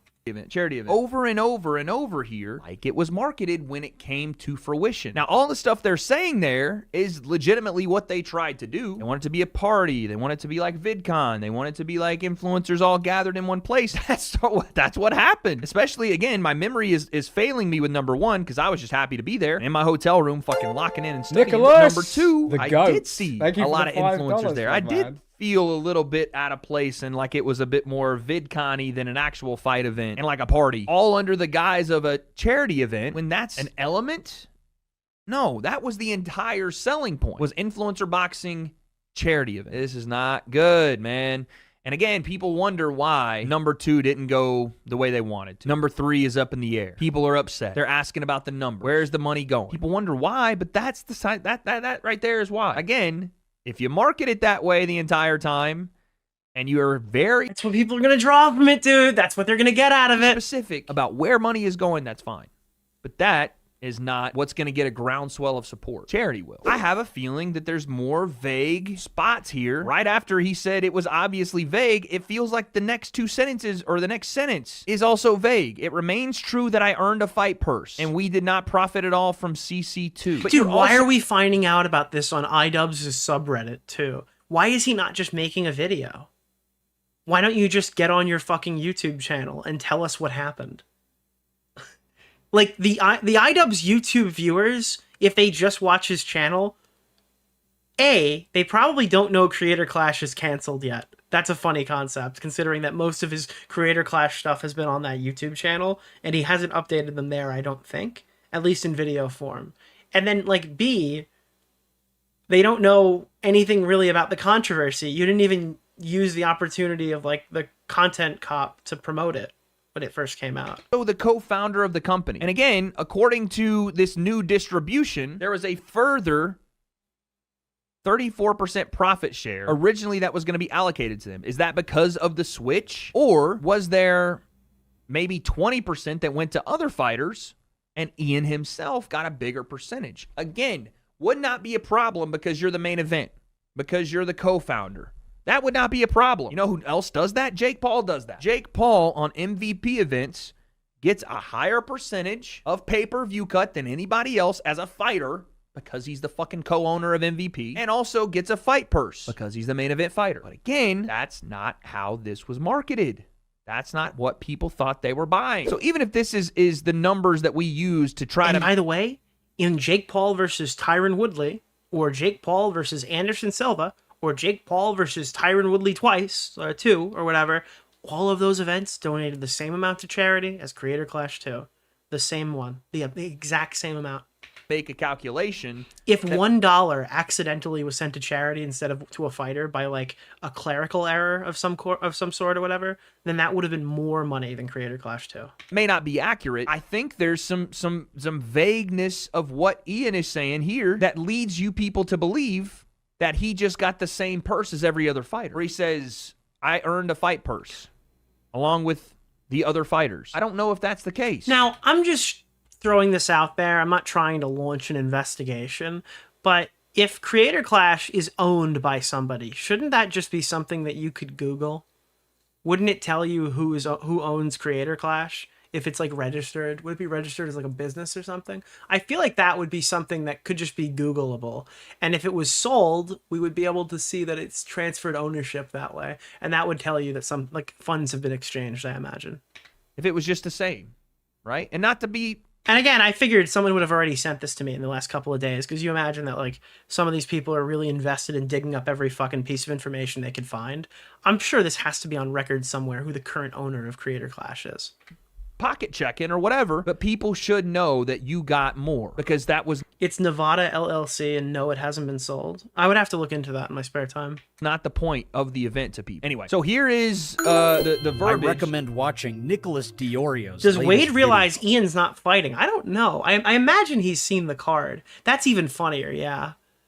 Of the new one, which we kind of just have beaten into the ground, but this is just, we'll just keep talking about it here. Did I not ask what's you nice enough? I don't respect you. So I respect oh no! What am I gonna do? In case the memo didn't get to you, apparently Froggy Freshwife said something and released a contract from CC2. Like the stream chat. Yeah, I know. She put out like a whole fucking post about it. And you know what? I'm gonna put that in a folder next to Airsoft Fatty's Content Cop video, and I will watch those eventually. I'm telling you, that's on the list. Yep. Happening with fundraising and charity. Fundraising efforts will continue and expand in the lead up to the new event date. All funds raised so far are secure and unaffected. The Creator Clash 3 broadcast will once again be run as a charity stream, with Stand Up to Cancer remaining our exclusive beneficiary. Funds raised through the Creator Clash Tiltify campaign go directly to the charity. All donations and designated fundraising proceeds go to Stand Up to Cancer. You couldn't explain this any worse, except if you didn't explain it. Well, that's the thing. The transparency report was like, it's why we had a translucency report last time. Because it makes no sense. This sounds ridiculous. They didn't tell us this for a good reason. If they did, it would have been a problem. Maybe worse. This is crazy. Yeah. This is word salad. The Creator Clash 3 broadcast will once again be run as Nicholas, a charity stream. The GOAT. With Stand Up to Cancer remaining our exclusive beneficiary. But the thing they're not saying is when you buy the stream, that's not where the money goes. That's not what happens. You can't call this a charity stream. Nicholas, the GOAT. Thank you for the $5, my man. If none of the money that people use to buy the stream goes to charity. I can't believe this. You can't say that, man. Well, technically you could say that your stream, like this could be a charity stream. If I put a Tiltify in the description, that could still be for charity. But I think it's still, I don't know. In my opinion, this seems like false advertising, but I don't know if it would reach that from like a legal perspective. And you can. Because look at the next paragraph. While Creator Clash, or at least it was until this stuff was published, is traditionally promoted for-profit event, the financial success of the event does not impact the amount raised for charity. But you just said the broadcast will once again be run as a charity stream. So how does an event achieve success? Let's fucking make this as simple as possible.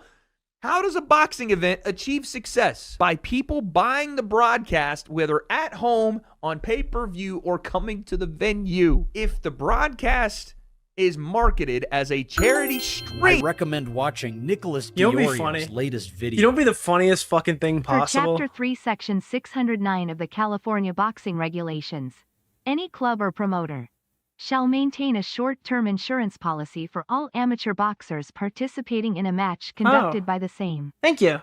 Can I say something to you, Nick? I really like you. Why? You know what'd be the funniest op of all time? Now, I don't support this, and I probably wouldn't orchestrate this, but could you imagine you just dig up some of the worst? Nicholas! Right? The GOAT. Thank you for the $5. Like the my worst man. fucking people you could possibly imagine. Like, we're talking... we're talking some real, like, past the point of edgy content creators, and then they hosted a charity stream using iDubbbz' Tiltify link. How fucking funny that would be if they ended up raising like fucking $50,000 for charity in the name of Creator Clash 3. Like all the worst people on the planet. Dude, literally heel stream 2. Like Ethan Ralph just digs up all of the most controversial people. Like, remember like Ethan Ralph had like David Duke on in one of those streams, right? And they just all host the money through the fucking Tiltify link because that's how they've deemed the Hassan Piker one. That would be the funniest thing ever. The funniest thing ever, dude. A charity stream. Yeah, they get like Onision to come on the stream and plug it, right? Like all of the disgraced YouTubers call into the stream or whatever and be like, hey guys, we love charity. I just want to give a shout out to Tiltify. We're going to fight cancer together or something. But the financial success of the event does not impact the amount raised for charity. How the fuck does that work? Hey guys, buy the charity stream. Dude, Harvey Weinstein, dude, P. Diddy calls in from prison. Yeah, I just wanted to say. But none of the financial success of said buying of the charity stream is going to impact the amount given to charity. What? It's like, just say one thing. The Creator Clash 3 broadcast will be run as a for-profit event. And the financial success of the event does not impact the amount raised for charity. Second paragraph. Funds raised through Yeah, dude, they get Chris Chan to release a special, like, Creator Clash edition comic book or something. But it's like Chris Chan, it's Sonichu hugging Chris's mom on the fucking thing. I recommend watching Nicholas DeOrio. And it just says Creator Clash in big letters. Hey Nick, I bought a 94 Buick Century wagon and I Congrats. am thinking about getting it repainted. Should I match it with my GMT Pepsi or my Sprite? Sprite, because I feel like a red and blue car would look weird. VTuber, you would be able to help me out with this one. I feel like if you painted a car red and blue, that would look Nicholas! The GOAT. Thank you for the $5, my man.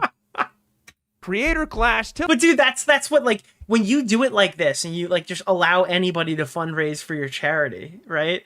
And then just associate that with your event, that's what you create. Like that's the risk that you run by doing it this way. So wouldn't it be really fucking funny?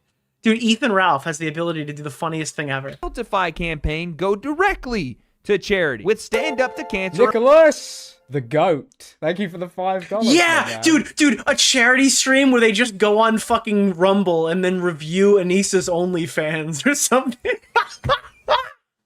Remaining our exclusive beneficiary.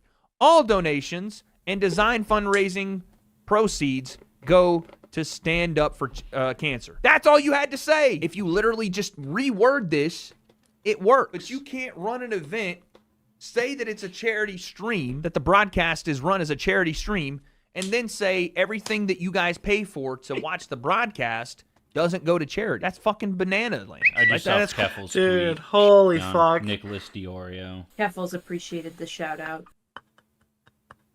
I can't, dude. Yeah, fucking Cyrus rises from the dead, bro, and he says, like, if you... I just saw Keffel's tweet on Nicholas DeOrio. Keffels appreciated the Dude, shout Cyrus rises from the dead, and he's like, you can catch me at VidCon, say hi, but if you catch me at Creator Clash, I'm a charitable guy. Crazy. And then there's this. We kind of looked at it already, but yes, each fighter receives a guaranteed purse to help cover training, preparation. Fine. That's good. Hey, it's finally in writing. In addition, 20% of net profits will be given from the event will be evenly split among the fighters. Okay. Oh, he's going to see the 34% profit share. I'm so fucking ready for this response. Hey, so this is something we didn't know. Not only are fighters getting their purse right? Which is what we heard in the video, that fighters will be given a purse to cover. Oh my, dude, that would actually be the funniest fucking thing. Like, dude. I recommend watching Nicholas DeOrio's latest video. Dude, if Kiwi Farms hosted a fundraiser for Creator Clash, from like Null was the one who's like organizing the efforts to do it. Like that would, oh my God. Cover their training expenses, which is fine, fair. Now they're getting a percentage of pay-per-view. And I don't know if that's the way it worked before, because I'm so fucking confused right now. Nicholas, the GOAT. Thank you for the $5, my man. Now, maybe that's the point, to completely confuse you, but this now is 20% on top of the... Like, unironically, like, they should do... Did I not ask you nice enough? I don't respect you.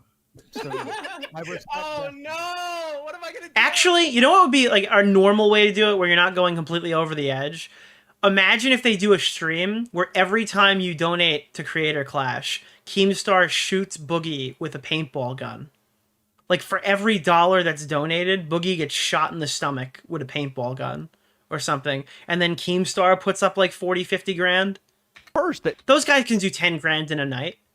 That would be funny too. Then Keemstar can take credit for like a percentage of the money the fighters are going to get, which again is fine. They're explaining it here. Cool. But it's hard to... And then, by the way, when you get on the leaderboard, you can make your name anything. You can be like, Keemstar owns you, right? Get on board with this. I don't know why I'm like guilting I'm literally trying to like psyop my audience into supporting the event. So maybe I shouldn't do that because I don't want the event to do well. But that would be extremely funny. When you say that it's a charity stream. A further 34% profit share originally allocated to Ian and Nick. Dude, James Charles starts fucking promoting the event. Yes, also dude. Being redistributed among the fighters following their departure. So really, fighters get 54% of the profit share and a purse. Jesus Christ. Oh, I was just notified by a friend of mine who said that Dave Portnoy had to buy back Barstool for $1. If you take over a business, there has to be a financial transaction. I'm pretty sure that's correct. Yeah, I mean, that's how I understood it to be as well. All right, fighters getting the fucking bag, son. Okay. Now, this is only if the event is successful, right? So you're hearing profit. This is I'm shocked that it doesn't seem like he really cares about the 34%. But again, the easiest solution here is this 34% goes to charity and the event looks immediately better. Like if they really wanted to look good, they shouldn't have had fucking Alana read like a script or something. Whoa, I did not know if Anissa really left. They could have just put this money for charity and then it would have been a lot more. Or, you know, even 20% of it, 14 to the fighters, 20 for the charity. Sure. If the event is successful. Now, you guys may be a little confused. None of this goes to charity, okay? None of the amount of money... I might have just clip-shimped him. Holy shit. ...that is being spent on the actual event, I need you to understand, none of it goes to charity. So the other 46%, that leads me to believe that they believe that 46% of profits will cover their ass when it comes to renting the venue, all the hotels, the travel... That was how I perceived it too, and then some angry accountant in my chat was like, Nicholas, that's not profits! Profits don't count! Profits are before! I don't know, dude. I'm sorry, accountant, sir. Okay, maybe that's not the case. Maybe that's how much real good touring takes. I don't know.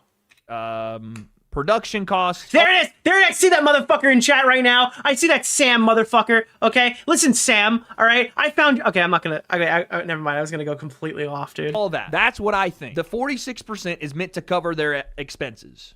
And the other 54, I guess, is... I was gonna do the Eminem skit. Did you ever watch the Eminem? The thing, it's like, I found this Yahoo motherfucker, and I'm on my way to his fucking address, all right? And...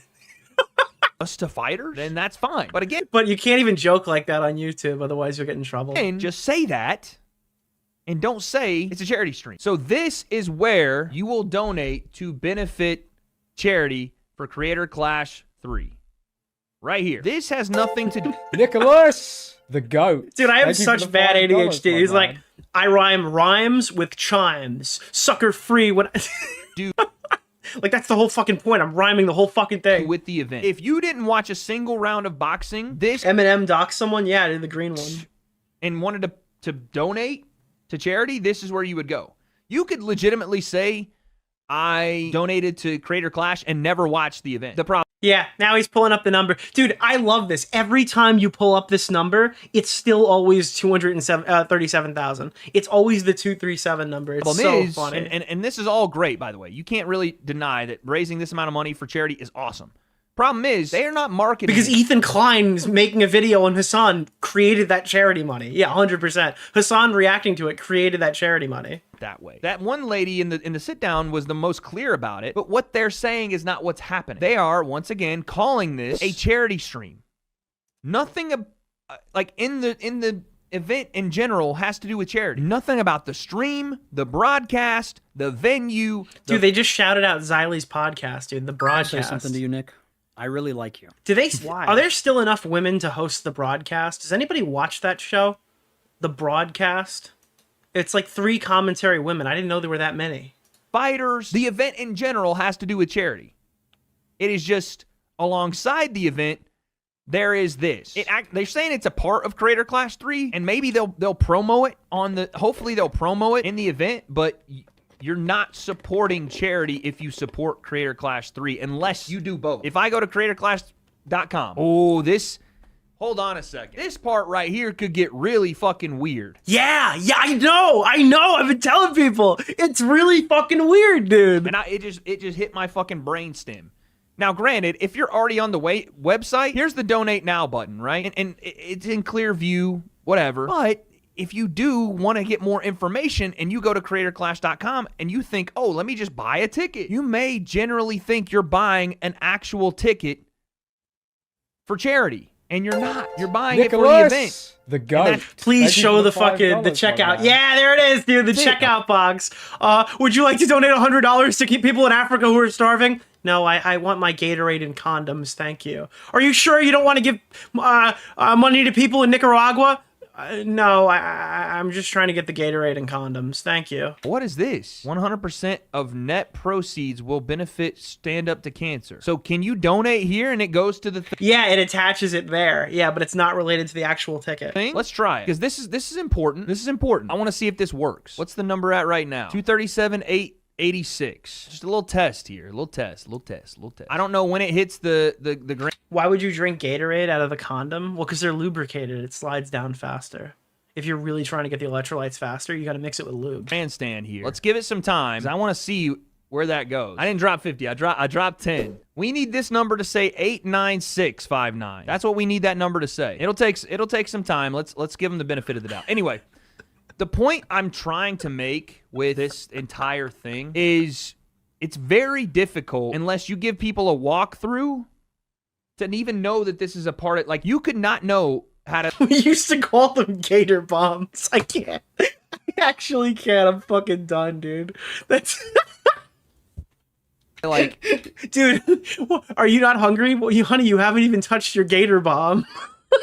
What the add-ons is, whatever. There's no direction for people to click on that, like click on the add-ons to benefit Stand Up to Cancer. Instead, there's just this, right? There's just the click on the ticket.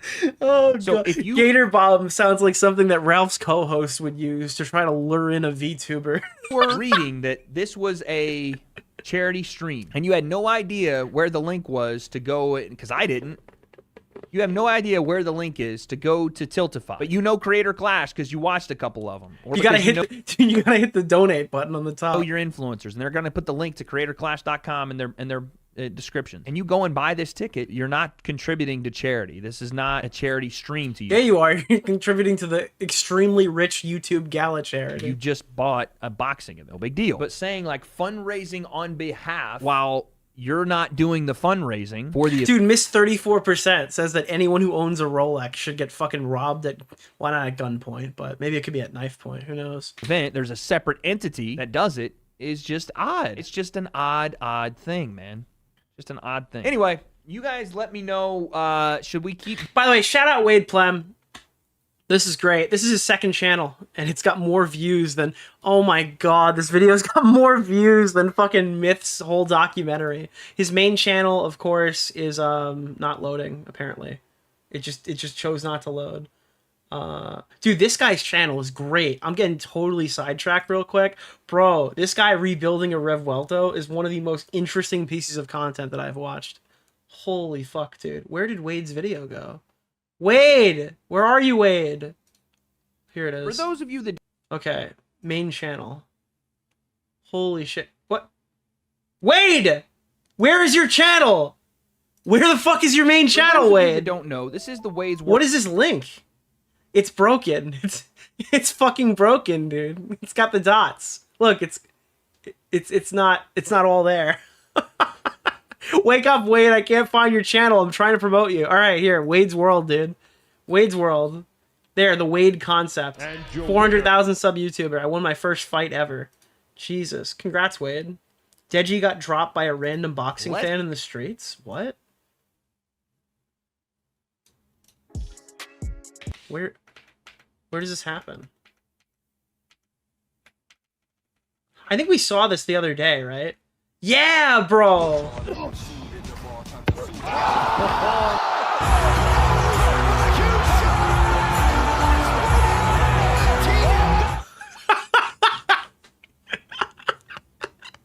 Dude, he got dropped, bro. All right, let's get the rest of this stuff down. So Wade on Twitter is Wade Plem. Check him out. He does all the boxing stuff. You should go follow him. Deji gets dropped. New video. Oh, we haven't covered this. I'll talk about this briefly. But we've got the new chart now. We could take a look at this. The alignment chart. This reminds me, do you remember when there was a small YouTuber who made a list that Leafy showed going over the alliances of the commentary community? That went on to be Pie Girl, if you guys don't know. Yeah, there's a bit of controversy associated with that person, but that was like an alignment chart back when the Ethan and Keemstar drama was going on, and he got all of them. She got all of them wrong. They got all of them. I don't know. I don't remember what Pie Girl goes by, but yeah, Pie Girl was the first one I saw do this. So this is the current alignment chart of the friends and enemies of the H3 podcast. So maybe some people here who've watched this show can tell me if this is accurate. So in the past, the friends of the H3 podcast were Joji, iDubbbz. I don't know, what does the red mean? What is the... Wait, does it say what red is? Hold on. Red is worthy of anger. People that they should be angry at. I'm sorry, we didn't see the thing. I gotta include that as well, because that's kind of important. If you're wondering, this was made by the Snarkers. I know that's probably a shocker to everyone. We have to find out what the colors mean. You ever learned about color theory? I haven't. So these are collaborators of the show. These are friends of the show. These are people who have voice support. These are people who have been radio silent. Yellow is radio silent. Green is voicing support for people who are listening audibly. Red is worthy of anger. Okay, then the little chat box with a little cross out symbol, like the cancel symbol, is disassociated from the show. The fucking tombstone is enemies of the show, and the demon is wake up Ethan. Okay, so that's what we're seeing here in the breakdown. Now, a lot of people here are worthy of anger, I guess. Joji, iDubbbz, Anissa, Ian, Sam, Phil DeFranco, Brittany Broski is a friend, right? Sam Cedar, Trisha Paytas, Stavi, Tana Mojo, Jeff Wittick, my favorite YouTuber of all time. Sorry, I don't know what sorry is, but I'm pretty sorry I had to read it. Ethan's Basement, a random fan clip channel, Ethan's Basement. Anthony Fantano, Frogan, Hassan. I gotta be honest with you, if this was my group of friends, obviously some of these people are normal, but if I had to like be friends with all these people, well, I would also need therapy. If this was like my the enemies of the show are Keemstar. For some reason there's a heart on here. Oh, that's a now friend of the show. The Quartering, FouseyTube, Fresh and Fit, Andrew Tate. I don't know who's Jay Shetty. Who the fuck is Jay Shetty? Steiny, Nelk Boys, James Charles, and Tim Pool, the iconic enemy of the show, I guess. So now these are the new show friends. All right. What is Bunty King? This is the old evil H3 podcast. Now this is the new epic H3 podcast. So the epic friends of the show are Destiny, someone who I'm pretty sure most of the cast doesn't like, someone who has literally been associated entirely based off of people's brain cells, like neurons firing, and they've decided this to be like, you ever watch The Mandalorian? The guy's like, I have spoken. That's where the connection is. Oh, and I understand. I know what you guys want. I'm going to give the people what they want.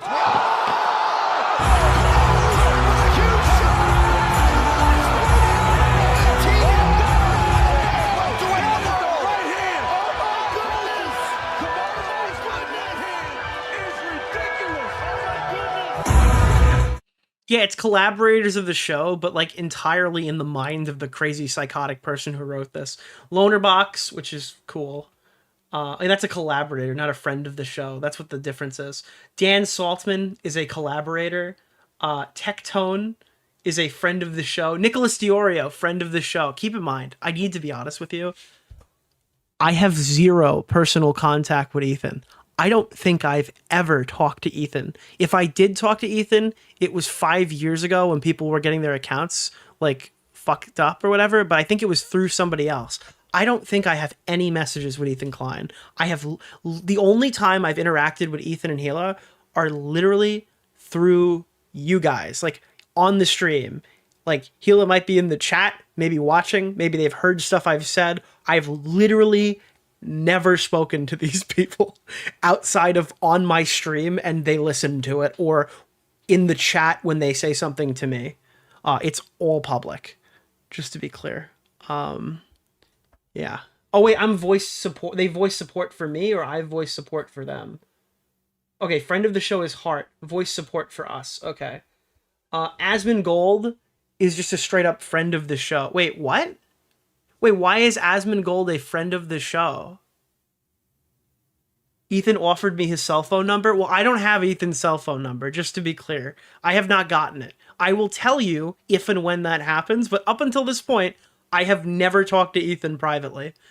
Asmongold is a friend of the show, so that's good. Yeet is a voice support character. Dude, the constant collaborations going on with the ADL are really starting to twist my gears here, dude. They're starting to get crunched up, dude. Papa Gut is a voice support. Mutahar, friend of the show. Willie Mac Show. By the way, Willie Mac Show, his only thing that he ever did wrong was go on the stream with Destiny where they talked about January 6th and like made too many Hassan videos. Oh, I'm sorry. I don't know why I was talking about that. The IDF is the next on the list. Dude, I love the ADL and the IDF are squeezing Papa Gut, Mutahar, and Willie Mac together right now. This is great. I love this so much. Ian Miles Chong, dude. Ian Miles Chong is like a crazy person. I guarantee that everyone associated with the show probably fucking hates that guy. Hutch. Is Hutch like a bad person? Froggy Fresh. Drew Pavlo. This guy is a fucking loser, dude. Holy shit. Dude, I don't understand why people are not fucking going after Drew Pavlo. Holy fuck. I understand if you're gonna fucking... Dude, if you're not Team Sports, this guy sucks so much fucking... Where is the tweet, dude? Can somebody find me the iconic Drew Pavlo tweet?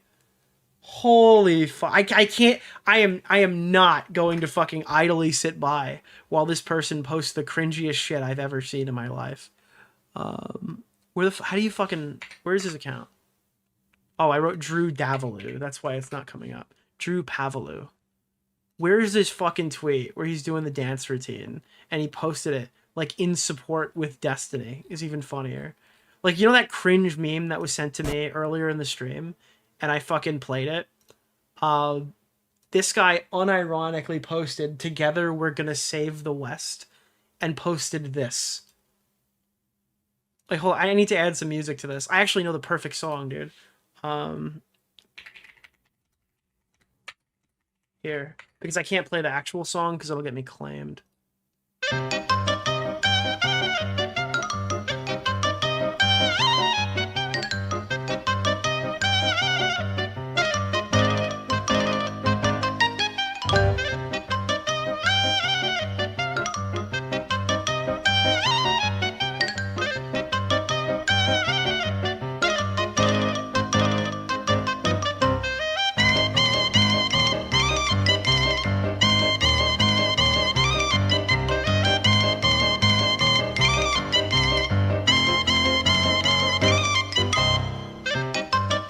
I guess what I'm trying to say is don't just side with every single person who fucking hates Hassan Piker, because then you might accidentally associate yourself with that guy, and that guy sucks.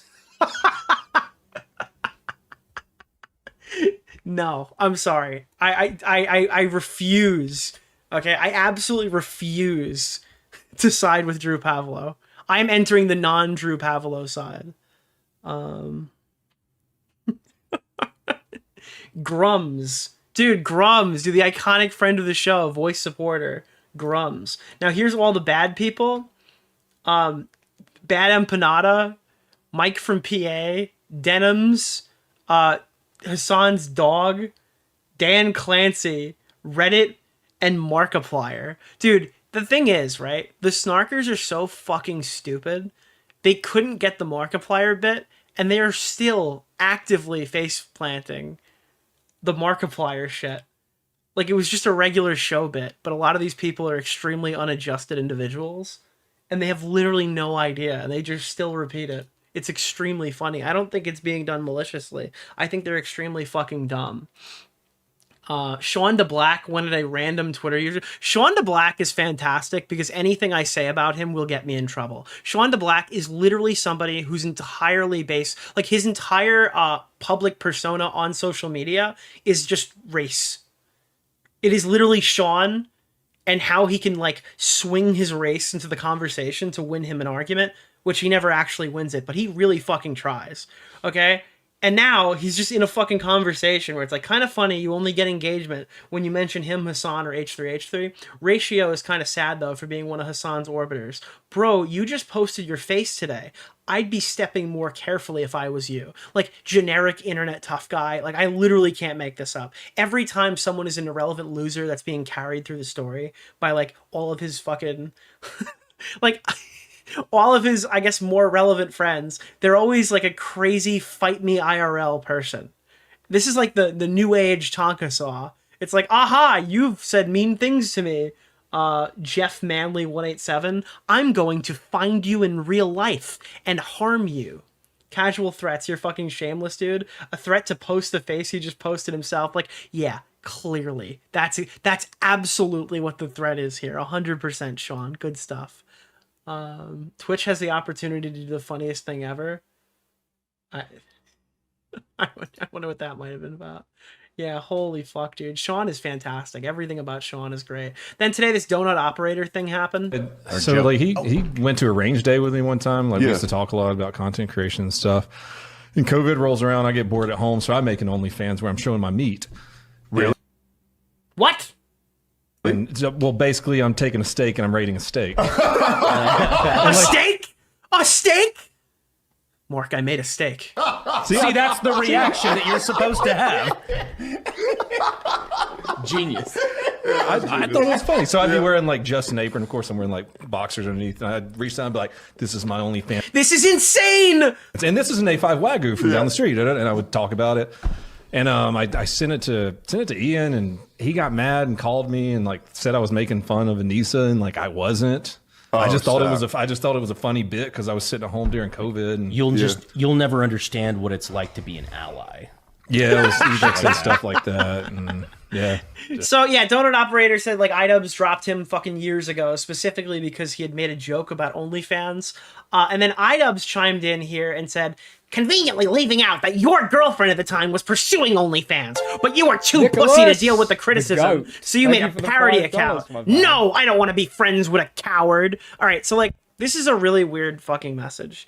I don't understand what he's saying here. So Donut Operator is insecure because he can joke about it, like, whilst his girlfriend his girlfriend was supposedly, I don't know what pursuing means, like considering or actively doing.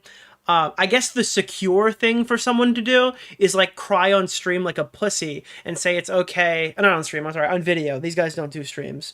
That would be detrimental to their stability to do fucking streams. They wouldn't exist right now. If iDubbbz was on stream often, I don't think he would still be on YouTube. I think he'd have been run off by now.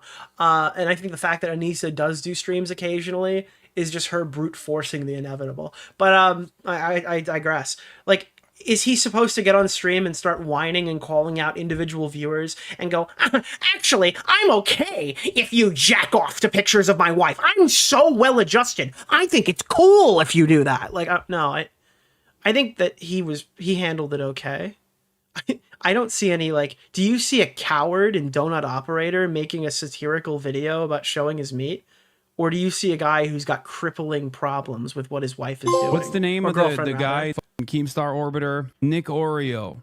Mr. Oreo. Like, iDubbbz is the... The feds have located my cavern and are actively searching for the lost women. Thank you. They will never find them. They are mine and will not be taken from me. Okay, the federales don't expect the ace up my sleeve. Okay, Security Sasquatch. I feel like I need to give some context here. Nicholas! Oh my god, no, wait. The goat. You can't send Thank all you for these the donuts. I have to give $5, my context. That sounds crazy if people don't know why he said that. Hold on, wait. Okay, all right. That guy is doing like a storyline or whatever of him moving into a cave. There are no women. That nobody's in danger. Nicholas! The goat. No, wait, Thank you for the $5, my man. No one is in danger. There's no women in a cave, okay? I just need to give context to this. All right. That's a storyline. All right, I'm breaking the immersion for a second. Jesus fuck. What is bro. Bunty King to you? A person? Who is Bunty King? What kind of degeneracy do you allow? Dude, the snarkers are gonna post this like a legit. There are supporters of Nick who are hoarding women in caves or something. That's gonna happen. Like, stop fucking. I just saw Keffel's tweet on Nicholas DeOrio. Keffel's appreciated Oh the shout god. Okay. Thank you. And I appreciate the 5 gifted. I will be probably muting notifications right now, though. So yeah, I don't really understand this. iDubbbz literally let this one situation define like the next 10 years of his life, or however many years it's been. So I don't really think that I don't think Donut Operator looks specifically bad here. Then Anissa chimed in. He also took us to a gun show where a child accidentally fired a gun that was loaded on a sales table into the crowd. And everybody nonchalantly said, ND? In unison, like it wasn't a big deal? What does ND mean? Nick DeOrio? Noodle? The fuck is ND? Wait, what the fuck is... oh, negligent discharge. Who the fuck abbreviates negligent discharge to ND?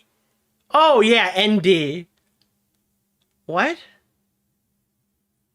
What did Tipster say? Tipster said something in the chat, apparently, but it's moving too quick. Oh, happy Pride Month, Nicholas DeOrio. Thank you. Thank you, Big Tip. Thank you. I saw Bo Blacks posted something like he's been an ally for years, which is very funny because of the way he treated you. Yeah. I don't know. I'm just going to throw that out there, you know. Just going to drop that right into the segment. Going to set the record straight. It turns out she preemptively blocked me. What she is calling a gun show is a live firing range. Conveniently left that out for no reason, I'm sure. Yeah, I'm pretty sure you can't have loaded guns at a gun show, right? No ammo at a gun show. It's a show for guns, not a show for ammunition in the guns. Am I wrong?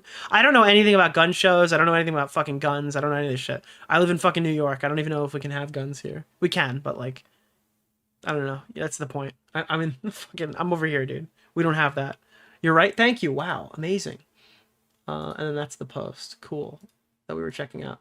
So, boom. Oh, here's Ethan's Attic. By the way, I keep Ethan's Attic unblocked specifically because I like when they tweet at me, because then I can quote tweet them. And I do it on purpose because I think it's really funny to watch all the comments on the posts get like fucking pop in here and it's just like, dude, what do you like? Because everyone just goes in and corrects this guy.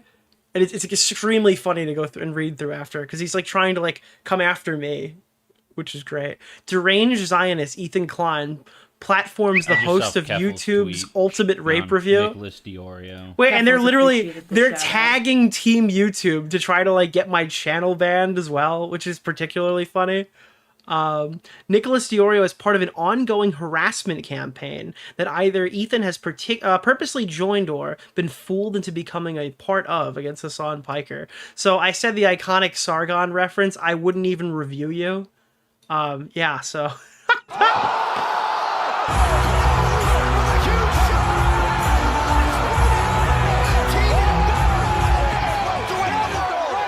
Keffel's tweet. Nicholas DeOrio. Keffel's appreciated the shout out.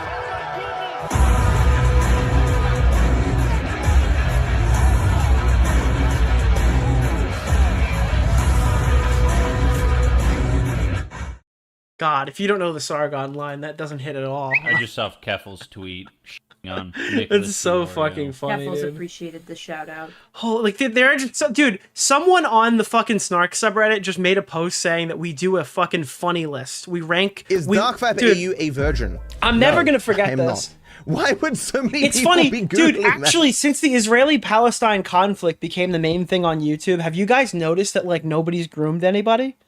It's like this is the longest stint in a row, I feel like, where nobody's fucking groomed anyone in the fucking YouTube landscape. There's been like no sexual assaults. There's been no fucking grooming incidents, right? So it's not even like there's a recent example of us covering allegations that they could go by. Like the most recent one is the Pixie story with like the allegations of distributing naked pictures. And like they won't reference that one because they don't like that I had like a take that they would agree with. So they just lie about what I did in that story too. But somebody said that we just pull up videos of women crying about their sexual assaults and then we rank them on a scale from 1 to 10 on how funny they were crying. It is like a cartoonishly evil, completely false depiction of what we do on the channel, and they just go with it because like Hassan doesn't have to fucking know the context or whatever. He could just pretend he doesn't, right? These guys don't have to look into it. They could just say that I do it. You know what I mean? They just literally just lie about me constantly. It's extremely funny. But for some reason, like my audience just goes in and explains it to them every single time they go to make the tweet. I find it very funny every time this happens. I try to find people who post stuff like this and quote it because it's extremely funny to see like how people have created such bastardized versions of the stream and go out of their way to make it like more honestly more funny than I could ever platform on YouTube. Keffels appreciated the shout out. But yeah. What else do we got here? We covered this last time, but it kind of got sucked in at the end because it was during donations. But this is a recent clip from the iDubbbz Anissa. My wife is hated by the entire internet. Now I'm pathetic podcast. I don't remember what it's called. It's something like that. If you own a Rolex, you deserve to be mugged. Yeah, I wonder where she got this perspective from, guys.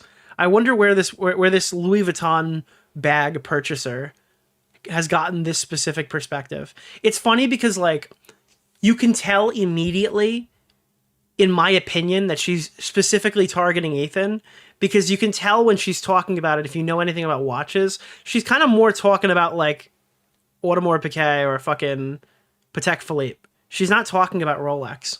If you own a Rolex, you deserve to be mugged. I'm sorry. I Interesting. Listen, okay. How much is that Rolex? That's what I'm saying. They start at like 80K or something. Okay, so this is why I know it's not about me, because they don't start at 80K. But Ethan's watches, some of them are like 180K. Like a lot of the stuff he has could probably start in that range, right? If you're buying it for retail. She's talking about like a fucking Nautilus. She's not talking about a fucking Submariner. The precious metal watches and stuff that Ethan wears start around that price. So I think she's literally talking about Ethan. By the way, because I didn't fucking spend 80K on a watch. I pulled this up. You could buy an OP from retail for 6K. I think this goes for like 8 on the secondary. Maybe not this dial color because it's new, but you can get like a blue dial OP for like 8K probably on Chrono 24. A class signifier only. Right. Well, I was going to say, I thought it was risky to buy you a ring that would... Wait, and dude, my favorite part of this clip is if you let it play for like 3 more seconds after she like kind of dog whistles if somebody should jump Ethan in the streets, in my opinion. That's what I thought kind of came out of that. Right after that, iDubbbz is like, haha, funny one, honey. Remember about how I'm a cheap loser who bought you a cheap fucking wedding ring? Hey, remember the super cheap engagement ring that I bought you? Because everyone knows that I'm cheap. To buy you a ring that was more than $1,000. Yeah, I don't want to wear a ring that's more than $1,000. Because I'm like, fucking... Who's that for? Like, yeah, just rip it off my finger, please. Bro, they were posting pictures of her with fucking Louis Vuitton bags. All right, let's be fucking clear here. But it's also like, who's that for? Yeah. Yeah, Right? trying so hard. Dude, that's the other thing here. It's not just, it'd be funny if Ethan gets jumped. This is trying to appeal to Hassan's audience, the people who have come over. It's like, dude, yeah, fuck it. Ethan rich, bro. Nobody should have a fucking solid gold watch, dude, for like fucking $80,000, bro. Take down the fucking proletariat, bro. I don't even want to wear iPods. I know. Dude, and then for like, I cut this part out for your sanity, but it was a long clip of them trying to figure out what AirPods are, pretending they didn't know what they were. Because they're so... Nicholas, the goat. Thank you for the $5. Bro, they're so not frugal, dude, or whatever. They don't spend their money and shit. They don't even know what AirPods are called, bro. They don't even know. Oh, iPods. I don't even want to wear iPods, dude. I still got like the fucking one that uses the old fucking aux cord cable for my iPhone 8, bro. If you own a Rolex, you deserve to be mugged. I'm sorry. Yeah, dude. Holy fuck, bro. Redditor pleads with the mods of Creator Clash to step in and stop the brigading. Mods need to stop. We need to stop them. People from H3, LSF, and Destiny have been posting here nonstop. It's getting out of hand. I'm fine if you want to critique. I am. And for the alleged shady stuff they have done, but this is going too far from the other communities coming in, just being absolute monsters. What's the name of the guy? Keemstar Orbiter? Nick Oreo. Mr. Oreo. Thank you. Rich people telling their audience of majority 9-to-5 workers getting mad that another rich person has more money than them. Yep. To say it's out of touch is an understatement. Well, I don't think that, to be clear, I don't think Anissa was ever in touch, just to be clear. Ian did a hit piece realizing that CC3 failed and wanted to be out, and he got backlash for it and took 34% of a charity event right to their pocket. Yeah, everyone will say something. What do you expect? Everyone to be cool with that? Checks post history. H3 Productions. Checks out. Oh no, another cry bully. Why don't you tell us again what you think of the Palestinians? Holy fuck, dude. Mods need to step in. All I see on the sub are people complaining about H3. This is not an H3 snark subreddit. I have no issue with criticism of Ian based on the facts of CC. I have an issue with those communities coming in here and talking about how pro-Palestinian voices should be sent to the... Like, that's not happening. That's not happening on here. This is extremely funny, dude. Holy fuck, dude. Great. Holy shit. Ethan drops a series of IG stories targeted at Hassan. So Hassan won't go to Gaza. Meanwhile, Greta Thunberg will. Say what you want about Greta. This is what a grit looks like. It's so obvious Hassan is only this to enrich himself. I feel sorry for all the fools that fall for it. Thank you for the Twitch Prime. Now, again, I do think these people are like genocidal profiteers that cry out in pain as other people fucking cover stuff. Would somebody ask Hassan and Fantana why they're fans of this guy?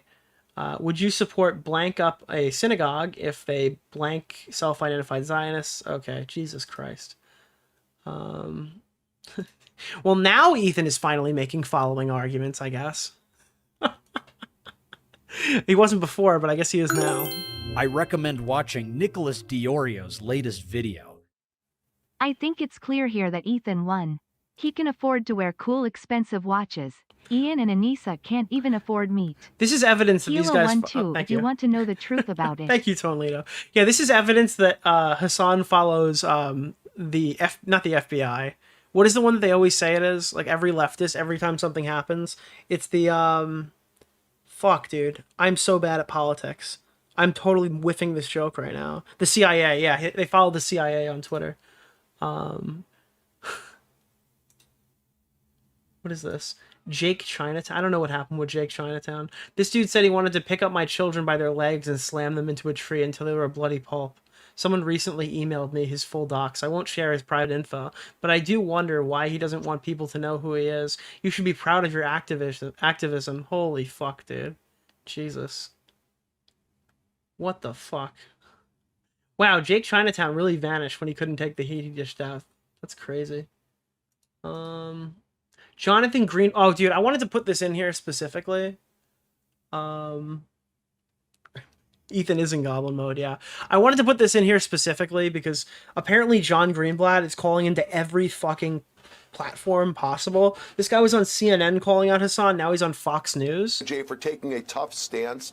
And what I really want is whether it's social media influencers on Twitch and YouTube like Hassan Piker or other... This is like so funny, but it's so stupid too. Like, apparently we got Hassan reacted to this too.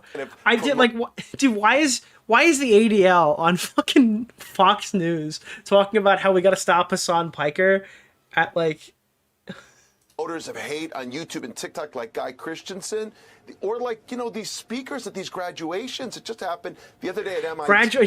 He's gonna start naming fucking MIT graduates right now too. Spreading blood libels about the Jewish people or the Jewish state. It creates the conditions in which this kind of act... I mean, this is the fucking ADL we're talking about. This is literally their job. They're like Shaun DeBlack, but for the Jews.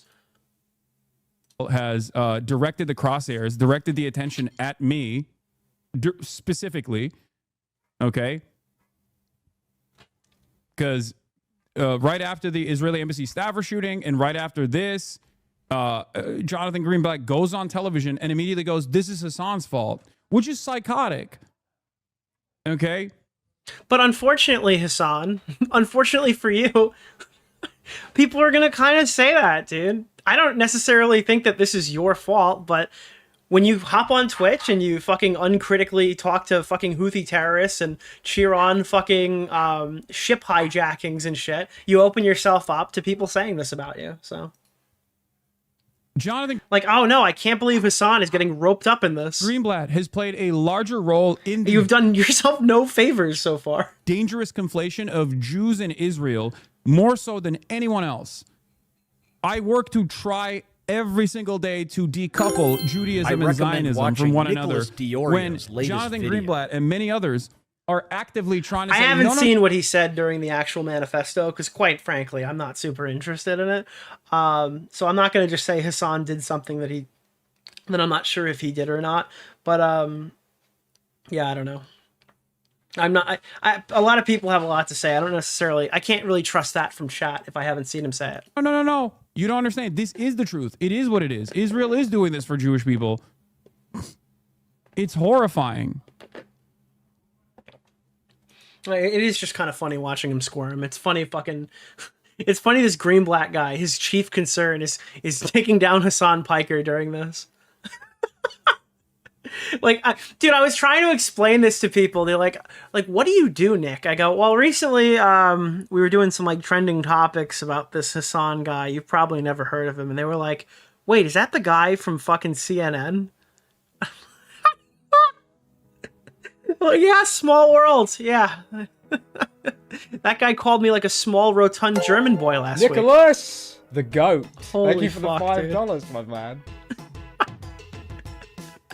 Holy shit. All right, so that's the Ethan Hassan Destiny today. I've got some other shit that I want to talk to you about.